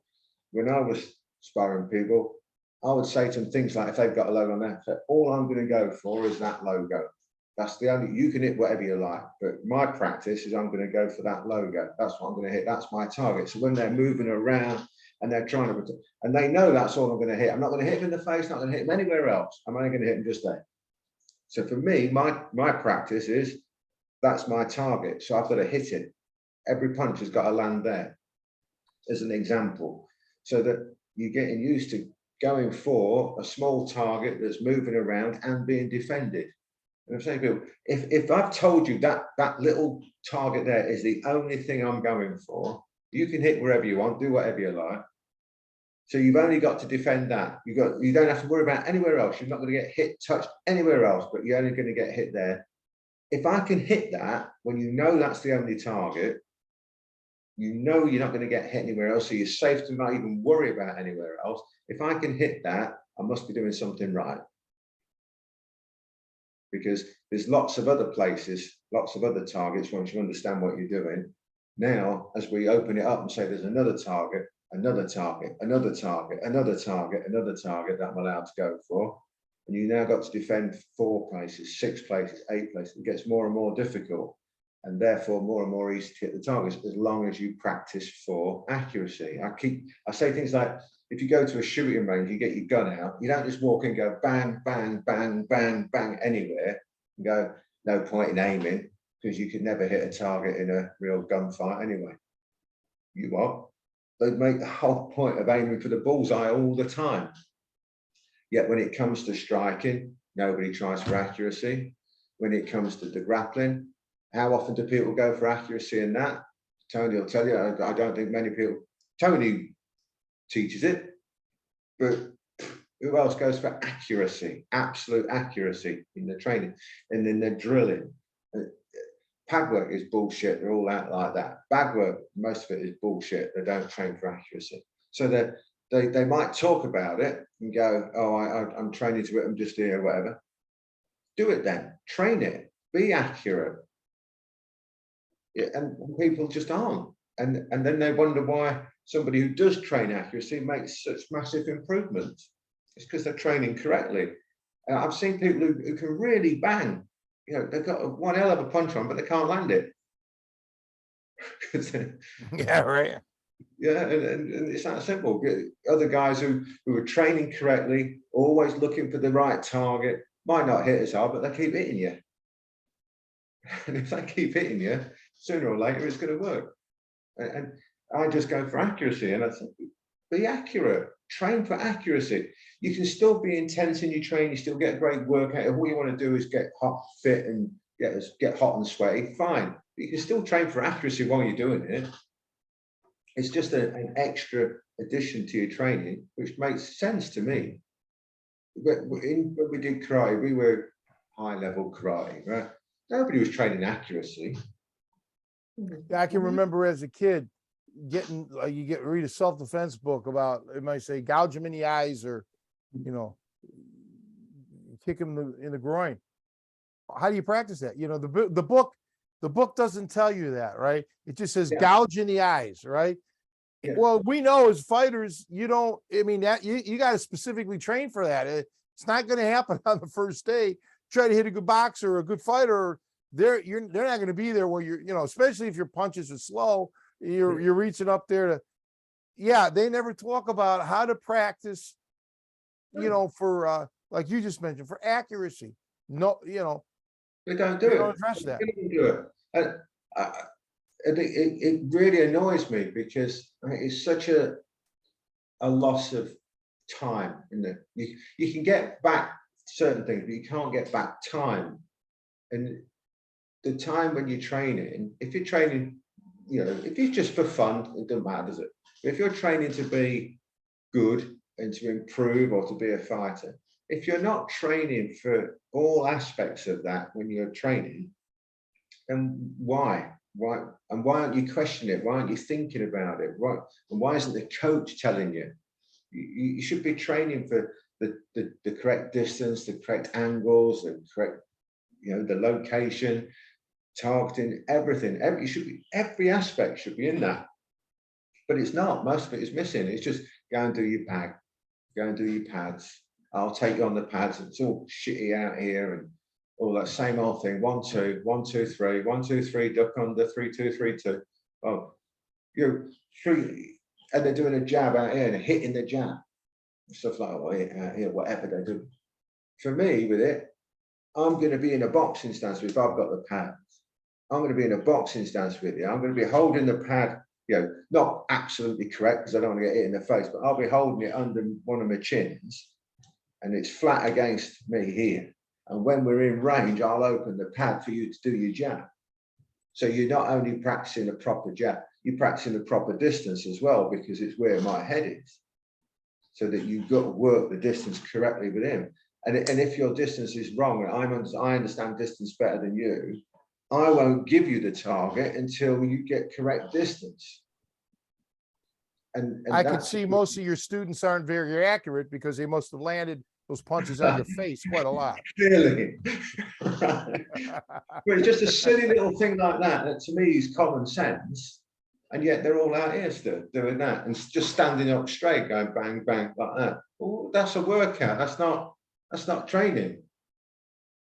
And how is the other guy learn? When you do it properly and you're in distance and you're moving around like a real fight, well, then the other guy is learning, isn't he? He's learning how to get distance, timing, angles, accuracy, when to strike, everything else, all at the same time. And then no one's doing it. They're all going, which I just call bullshit pads. And I call them out on it. People talk about pad work, so it's bullshit. Old time fighters didn't do pads. They only came around in the 70s, didn't they? Yeah, I don't remember when they came around. I mean, it's been around in my lifetime, so yeah, 70s probably. But yeah, you're right about even the pads. Ali didn't do pads. Archie Moore, all of them, none of them did pads. Well, with the grappling, the same thing. They don't. Most people that I see don't train the way I trained or the way I think you should train. I mean, it doesn't mean that I'm right and they're wrong. I'm just saying I could be wrong, but they don't train like I do, as far as making an all-in approach, watching where your feet are, watching your hips, watching the whole body angles. And they're so single focused on the technique, with the move, the hold, whatever, Yeah. that they're missing out on, a lot of other stuff. It's just, and I think that's why a lot of stuff's stagnating now. It's not becoming, like, I don't know how to put it. It's just not as exciting. No. Joe, get in this, man. Come on, man, talk. So You're Russell, making me nervous. how many points are there roughly? So like, as far as like, what do you like, I was when you're talking about that kind of thing. Okay, well, when it comes to pressure points, there's like 360 odd of them, right? You don't need to know any of all that. You narrow it down to the ones that are accessible and ones that work for you. So we would say probably about 30 to 40 that it's good to know, and then probably 6 or 7 that are need to know. Mhm. And that's about it, really. You can make it that simple. People try to make it so complicated, and they come out. I listen to some of these supposed experts talk, and I start to get a little bit confused sometimes about what they're on about. And I do understand the Chinese medicine aspect of it and all this other stuff. And sometimes the way they talk, it confuses me a little bit. And I'm thinking to myself, if it's confusing me and I really know my subject, how confusing is it going to be for the students? Right? And the 5 burns what? A. It's the stomach does this, what? A. Well, I can talk in that language if they want to, or I can say, well, look, if you're here, do this, and this is how it works. To me, that's a better way of doing it. And then they can learn the other stuff as they go along as they want. But to me, the application of it is the key, not the theory. All the people who are doing the theory, I know they can't do it on me. I know for a fact they can't do it on me, but I'll do it on them, piece of piss. They can't do it. It's all, the delivery system is incorrect. It's a bit like coming back to say like top row. I keep saying top row. So they're doing the top wrist lock all wrong, but they know a little bit that makes it hurt. But they can never get to the top wrist lock for a start. So it doesn't matter. Yeah, you can make it hurt if somebody gives you their arm, holds it there, and then lets you do the top wrist lock. But you can't get there, and you can't apply it if they resist you. Well, to me, then that's not worth knowing yet, is it? You only need to know that bit that makes it hurt. Once you understand how to get there, how to make it work, and then make it worse. Worse as in more painful. So Yeah. to me, the point stuff is at the very end. It's like the poison of an arrow or something like that. It's of no use to you if you can't fire it. But these people learn it the other way around. They learn the points, and then they think that that's all you need to do is just poke and prod and press on these places. They haven't got the delivery system. And to me, the delivery system is the key. Well, it's exactly what when we talk about submissions here too, is that people always talk about the end game, like, well, here's a submission. And I think we were just talking about this last week on the podcast about, you got to be able to get to them, Yeah. And otherwise, so, I mean, you want to work the submissions and practice them, but realize you have to wrestle to get to those positions. You have to control the man, you have to take the man, and that's where the work is. And that's where you have to spend all your training. That's 90% of your training. And then also you have to know the proper way of doing the actual technique once you get there. But yeah, the hard part is getting to them. So the parallel is exactly the same, and it makes a lot of sense. I'm just like I said. Sorry, when I saw Tony's stuff for the first time, and I remember saying this to Tony, I said, how come you understand, you speak in this with this terminology of all these different ways of how the technique works, all the little bits that make it work? Tony was talking about, you were talking about things like take this angle and take this 45 degrees and put the weight here and transfer, do this, do that. And it was terminology that we used, but I hadn't heard anybody else use. And I remember saying to Tony, how come you used all this terminology? And I'll do the accent for you. there's no other way of explaining it, is there? So Yeah, right. no, well, I've never heard anybody else use the same terminology that we were using. So from two different eras using the same way to explain something, I thought either I'm totally wrong and he's totally wrong, or we're right explaining it. We're right, and that's the thing. And nobody wants to, or not, I shouldn't say nobody, but the majority of people don't want to train the boring to them, the setups and the movements and all of that. They don't want to know that. Yeah, that's the whole, nothing's ever going to work. You know, that's why, and I can tell then, I don't care what they're like, they could be like the stand-up striker, martial art person.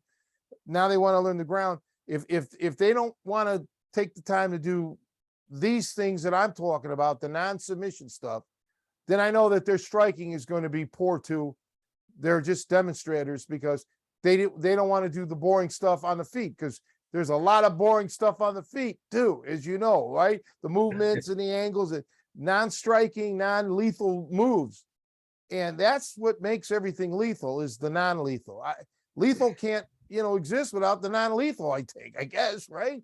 I mean, the most of the stuff I know is like the majority of techniques are the majority of stuff is like not the technique, it's to get to the technique. Like, yeah, I mean, right. I can't explain it. I can't think of how to put it into words, but that's why we were yeah, a lot of people just like on YouTube just want to show the technique. Show me a new submission or something. And like Eric Paulson was saying last week, even the new submissions aren't new. They're new to these people and they just remarket it or relabel it. But yeah, how do you get to it? You're not going to grab it. You're not going to get it. You don't know how to get it. See, I love annoying a lot of the jiu-jitsu guys by saying things like, I know the 3 locks and I know the strangle and I know the choke. And they go to me, I know 20 wrist locks. There's more than 3 locks. I go, well, I only know 3. Straight, bent, twisted. That's the 3 I know. There might be a million ways of doing them, but I only know three locks. It's either straight, it's bent, or it's twisted. There's only 1 strangle, because it's only 1 lot of blood. There's only 1 choke, there's only 1 lot of air. A million ways of doing it. So basically, what you're doing is pressing, squeezing. Yeah. You can be squeezing with your arm, with your leg, with 1 arm, 1 leg, with a baton and an arm, with their arm, your leg, their leg, your arm, 2 legs, 2 arms, shoulder, whatever. Doesn't matter. You're still squeezing. There's a million ways of doing it. But once you understand the principle of you just squeezing, and you understand the principle of the lock, it's either straight, bent, or twisted, and the joint goes good that way, so it probably don't go very good the other way. So if you bend it the wrong way, it's probably going to hurt. That's about. Admittedly, that's a very simplified version. But what I'm saying is, once you break it down, there is only three locks, and I equate it to maths, saying, if you understand how to add up, you can then multiply, because 3 plus 3 is the same as 2 times 3. So once you understand those principles, once you've got addition, multiplication, subtraction, and division, you can then get all these different formulas and work everything out for yourself. And that's why I like Tony's stuff so much, because Tony was talking all the formulas as well. So when Tony was teaching a technique, he breaking it down to, you need to have this bit of the formula, that bit of the formula, that bit, that bit, that bit, that bit, that bit. And once you understand all of these bits that make the technique work, ta-da, it hurts 10 times more than the other guys, the way the other guys doing it. And that was, to me, that's what made me go, oh, well, that's the only person explaining stuff the way we try to explain it on the striking stuff. If this bit's right, that bit's right, that bit's right, that bit's right, that bit's right. The punch is powerful, it lands, you're in distance, you're protected. You don't get caught on the way in, you don't get caught whilst the punch is being thrown, you don't get caught on the way out. Got to be a good way of doing it. And it was the same with the way Tony was teaching the grappling stuff that I was looking at. You just go, well, the parallels are so amazing. It's exactly the same way of talking, which is why I said, well, why do you speak like that? No other way. Well, the bottom line is, there's not a school teacher anywhere on planet Earth that ever taught a student every known word in their native language. They teach them how to read. And then once you know how to read, you can read words that you've never seen before, and you should be able to pronounce them appropriately, unless you're like me. And that's with the fighting. I've seen with the submissions particularly, so many people that only know submissions as written, so to speak, right? In this position, they don't understand the submission itself to know how to get it from all different angles or all different points of opportunity. And I'm not saying this is every human being out there, but so many that I see. And I've trained enough people to, their eyes just pop open. We're like, oh shit, I didn't know I could get it from here or whatever. Yeah.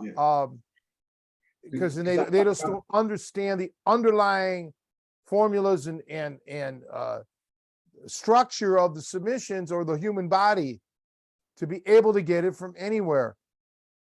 If you can't do that, if you can't understand that, you're just relying on luck. And that's why nobody else I don't see people doing it like that. And they really should. No, because again, going back on one of your DVD, I can't remember which one it was now, it's annoying. But you said something about, you said, oh, you can do it with this. You can put your hand there and do it. You can put your elbow on there and do it. You can put your head on there and do it. You can put this there and do it. And I'm going, look. And that's one of those ka-ching moments where you go, now I know what he means.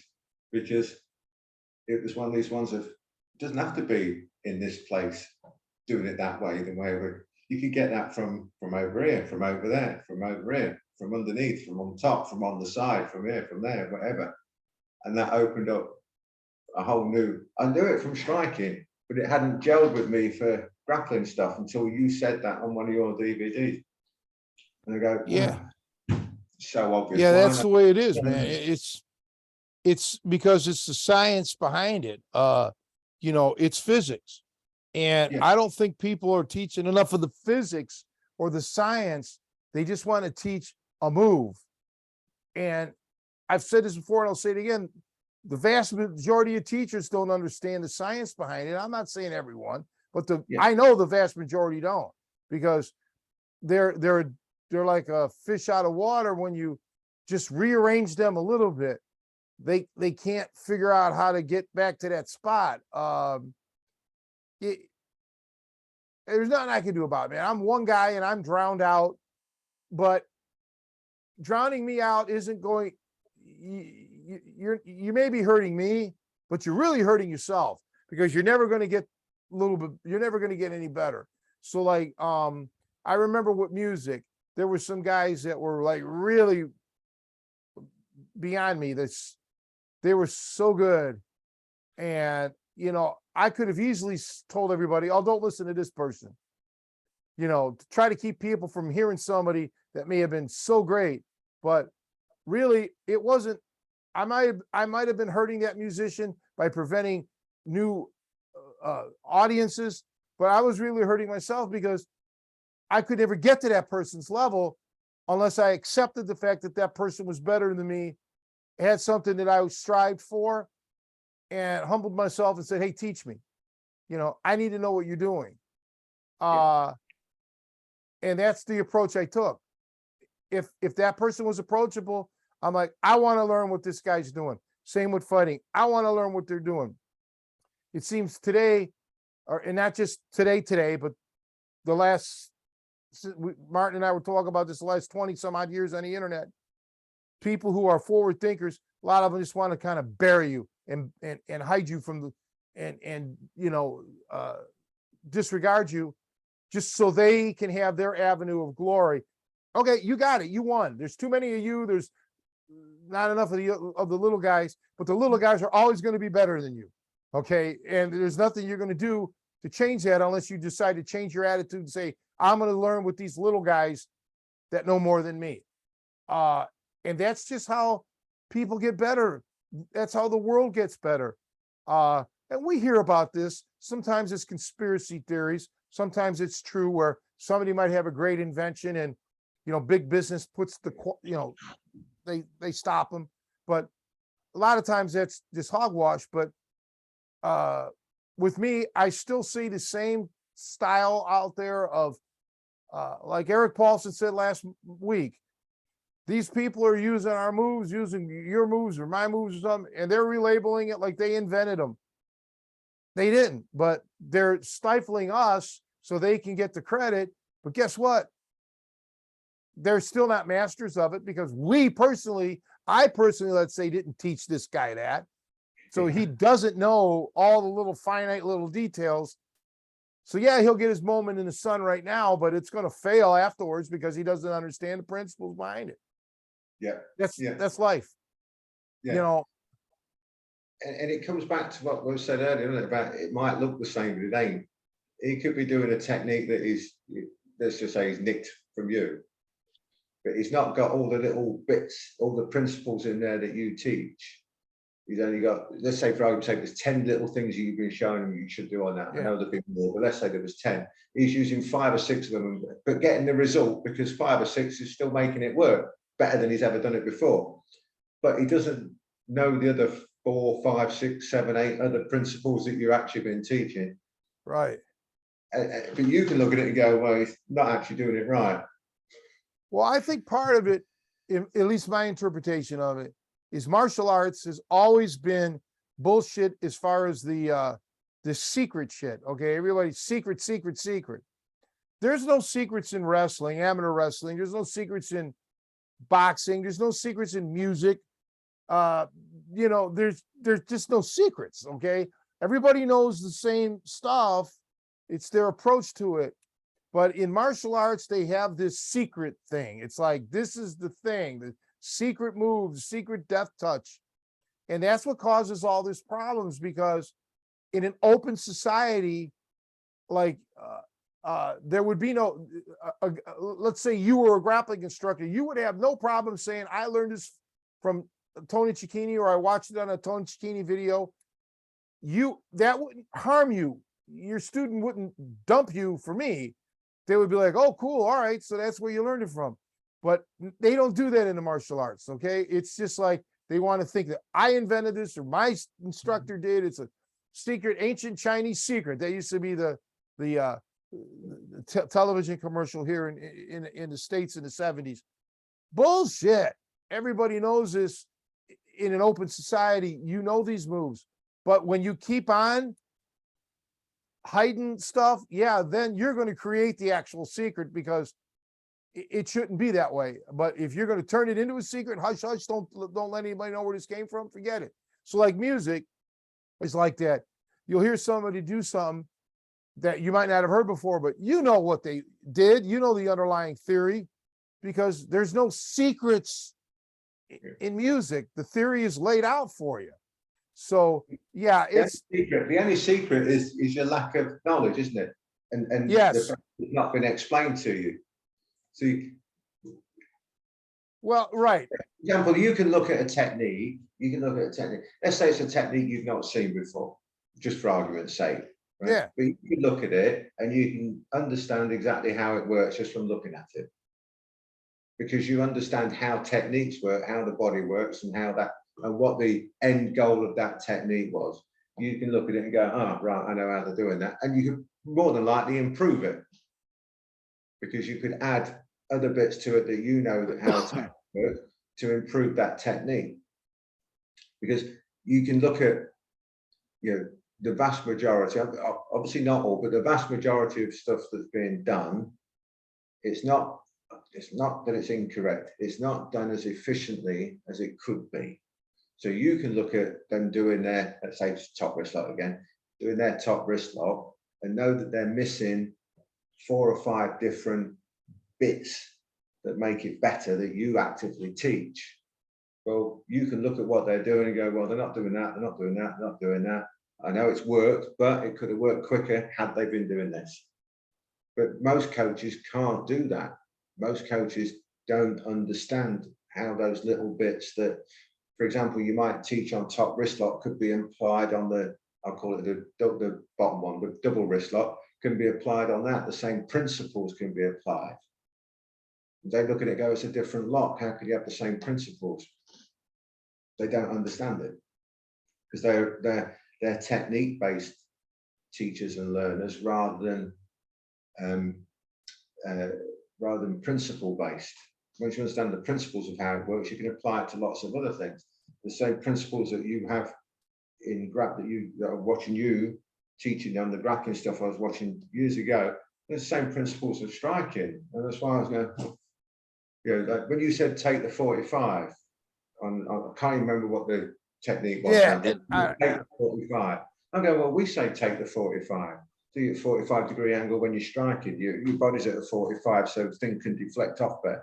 You're moving this at 45, so you've got a better angle of attack. We take the 45 in, and we have it as a blanket term of take the 45 to apply to lots of different things. And then you were applying it to lots of different things. And that's why I said, how do you use this? Why are you using this terminology? And it was same thing. Well, I mean, there's like millions of techniques out there that I don't know or haven't seen or wouldn't want to know, would never use. Okay. Because it's just not right for me, but my goal is different. Like there's a lot of sport wrestling techniques. It would be useless for me. I never learned them, didn't want to know them. I will never want to know them for me because they're pointless. Okay. And Joe was talking last week to me about like some techniques that guys are doing, like pinning techniques that are really literally useless in any sort of non-sport environment. And because they're so focused on that, they've missed the bigger picture and they're getting submitted by jujitsu guys or judo guys or other, like other submission guys because, they missed the more important thing along the way. But I can watch what they're doing, whatever the technique is, I can understand it. I may not be able to do it immediately. I'd have to work on it if I wanted to, but most of the time I'm not going to want to do it because my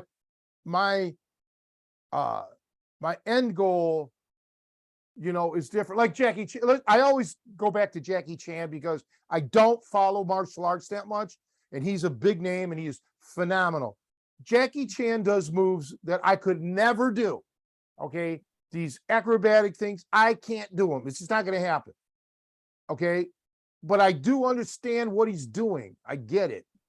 I understand the mechanics. I can't do it. But if his point is to jump up in the air, I'm just using this as an example. I'm not knocking the guy. I love him. He jump up in the air and do a spin and kick the guy in the head and knock him out. I'll just find another way to kick him in the head and knock him out. Okay. I can't do the spins and all of that. That's just not me. So, but I do fully understand what he did, the body mechanics of it, because I understand body mechanics. Doesn't mean that I can do it, but I do understand it. And that's the secret, if there is a secret, to understanding this is the body, learning how the body moves. Yeah, the secret is actually taking the time to learn it, to learn and understand as a coach how things work. So when you just mentioned the pinning stuff, all right, but those pinning, let's say those pinning guys came into your gym and said, this is what we do, Tony. You could look at it, watch what they're doing and make it better. Yeah. Well, make it better as far as for my purposes. Okay. Yes. For my purposes. And or better for what their purpose as well, probably. Well, perhaps. Yeah. I mean, I don't know, but we'd have to know what their purpose is. Yeah. But if it's But it's that understanding, isn't it? It's that understanding of how it works. Whereas most coaches would look at it and go, oh, you're doing such and such pin. End of. They don't understand how and why that pin is working or not working or whatever, and how and why to potentially improve it or correct what they're doing. Because again, coaches today, as far as I'm concerned, they don't understand the way to correct. Well, look, I'm helping a guy out with music, right? He's I don't want to call him a beginner, but theory wise, he is. And we were working on a tune a few weeks ago. a song that I don't even play. It doesn't matter though, because I know theory. So I'm like, here, do these chords, jazz it up. These are the chords you want to do. Moon River is a song, classic.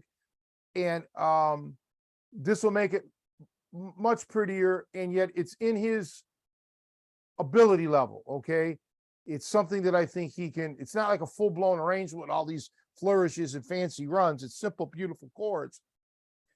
But I could do that because I understand the theory. Like I could take another song, do the same thing to it, even if I don't know the song. Okay. All I have to do is hear the song. Then I could say, okay, we could change the chords around, make it a little prettier. And that's how you have to be, not you specifically personally, but generally as a fighter, as an instructor, you got to know the theory so in and out that you can take anybody and improve them. I've seen old timers that know a lot of shit, but they're not submission specialists, that I let it pass because, it's like, okay, they know stuff, but it's not, it could be better, but who cares? At this point, they're on their way out. They're not trying to get better. They're just trying to share what they know, and that's fine. So you, like a guy who plays a song, you might like somebody else's version better, but you can appreciate what they played. But you personally would, like, I wouldn't play it the same way. I would do it a little differently. Yeah. That's what it's about. But that's because, you have the ear for music, you can figure it out, or you have the eye for fighting. You know how to improve it.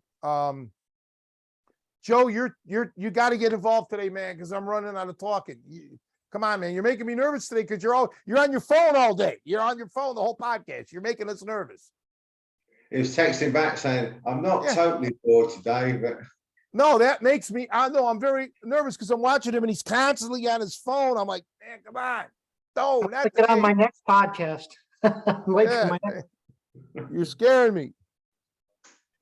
No, Well, so we're gonna have to wrap it up soon anyway, but we've been on for a couple hours, but ask away some more stuff with Russell. well, no, I mean, it's just, Russell's always been a big supporter going way back of the podcast. So I want to thank him again for always being there for us and supporting us and showing up and having great things to say. So I really appreciate you making the time. it's a pleasure and an honor. The privilege is mine, as they say. Thank you. Well, as it should be, but no, no, I'm kidding. It's our pleasure, man, because you think like us and you're one of us. It's a shame that they never met you. Maybe if you ever come to the States again, stay at my place, hang out. I've got a 10-year visa and I haven't been able to use it. I'm 6 years into a 10-year visa. It's America's loss. Yes. We have cheaper Rogaine over here. You have cheaper what? Rogaine. You can grow hair over here for cheap. I've got some. It's just that I was getting to look like a hippie. So I thought I better make myself look good for that. It was getting in my eyes. Right. Cheerio. I'm going to get myself a wig. I'm going to get myself an Italian-American wig so I can... yeah. Oh, my God. I know a couple of Italian guys that would wear their toupees, their wigs, and you could tell them a mile away. It's just like, oh God, don't do it. The guy here, a good few months ago now, and we call it a wig, a syrup. And he had this a really full head of hair syrup on wig. But it was on a bit of a slant. Oh God. Yeah, it was slightly over this ear and high up on the other side. Oh, yeah. That's like you say, it's precision so important. Yeah. Yeah, right. You got to have accuracy. Oh, dear. But that was just, why? Well, we look forward to having you again on the podcast. Hopefully it won't be as long of a gap as this time, but it was great to have a podcast. Well, Martin wanted to be on, so it was nice because he had some questions and with your boxing and because we love that and Joe loves boxing as well, so it's always a pleasure to have you on. But so I just want to say to everybody, thanks again, and I hope to see everybody here on the podcast next week, and yeah, I guess we'll go from there, right, Joe? Yeah, absolutely. I think we might have a guest lined up for next week. And don't forget, we've got some seminars coming up. So stay tuned for those. Usually it's the third week, Saturday and Sunday in November. Yeah, Bender's Martial Arts and Fitness and DuPage Krav Maga. Same bat time, same bat channel, I guess. yeah, and don't forget the membership site that you guys can join for $10 a month. Please pick up some DVD, or not DVDs, but digital downloads on my website. Try to support the site. That would be great. And we'll put Russell's links to his products, which are world class. Obviously, I recommend Russell. That's why he's always on the show. He's a terrific martial artist and a terrific fighting knowledge. No, you are. And Joe's better looking. Of course, we know that already. But so if you want looks and help with grooming and in your wardrobe and perfume and cologne, it's Joe Cardinal. But if you want to, learn pressure point strikes and everything like that, you got to go to Russell Stutely, man. I mean, that's just common sense, isn't it? Yeah, I'll stop it, Tony. There must be millions of people better than that. Well, thousands better than that. Well, hundreds, dozens, a couple. Well, somebody somewhere. No, oh, and all of them. All right, everybody. We'll see you next week. Thank you. Thank you. And get Thanks again, Tony Russell. to his seminars. Thank you, Joe. Get Tony's stuff and go to his seminar.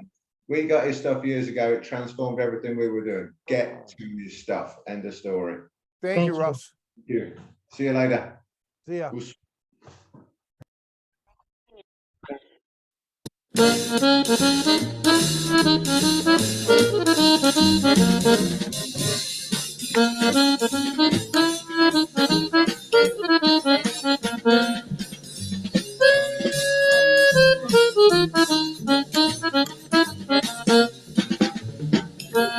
you.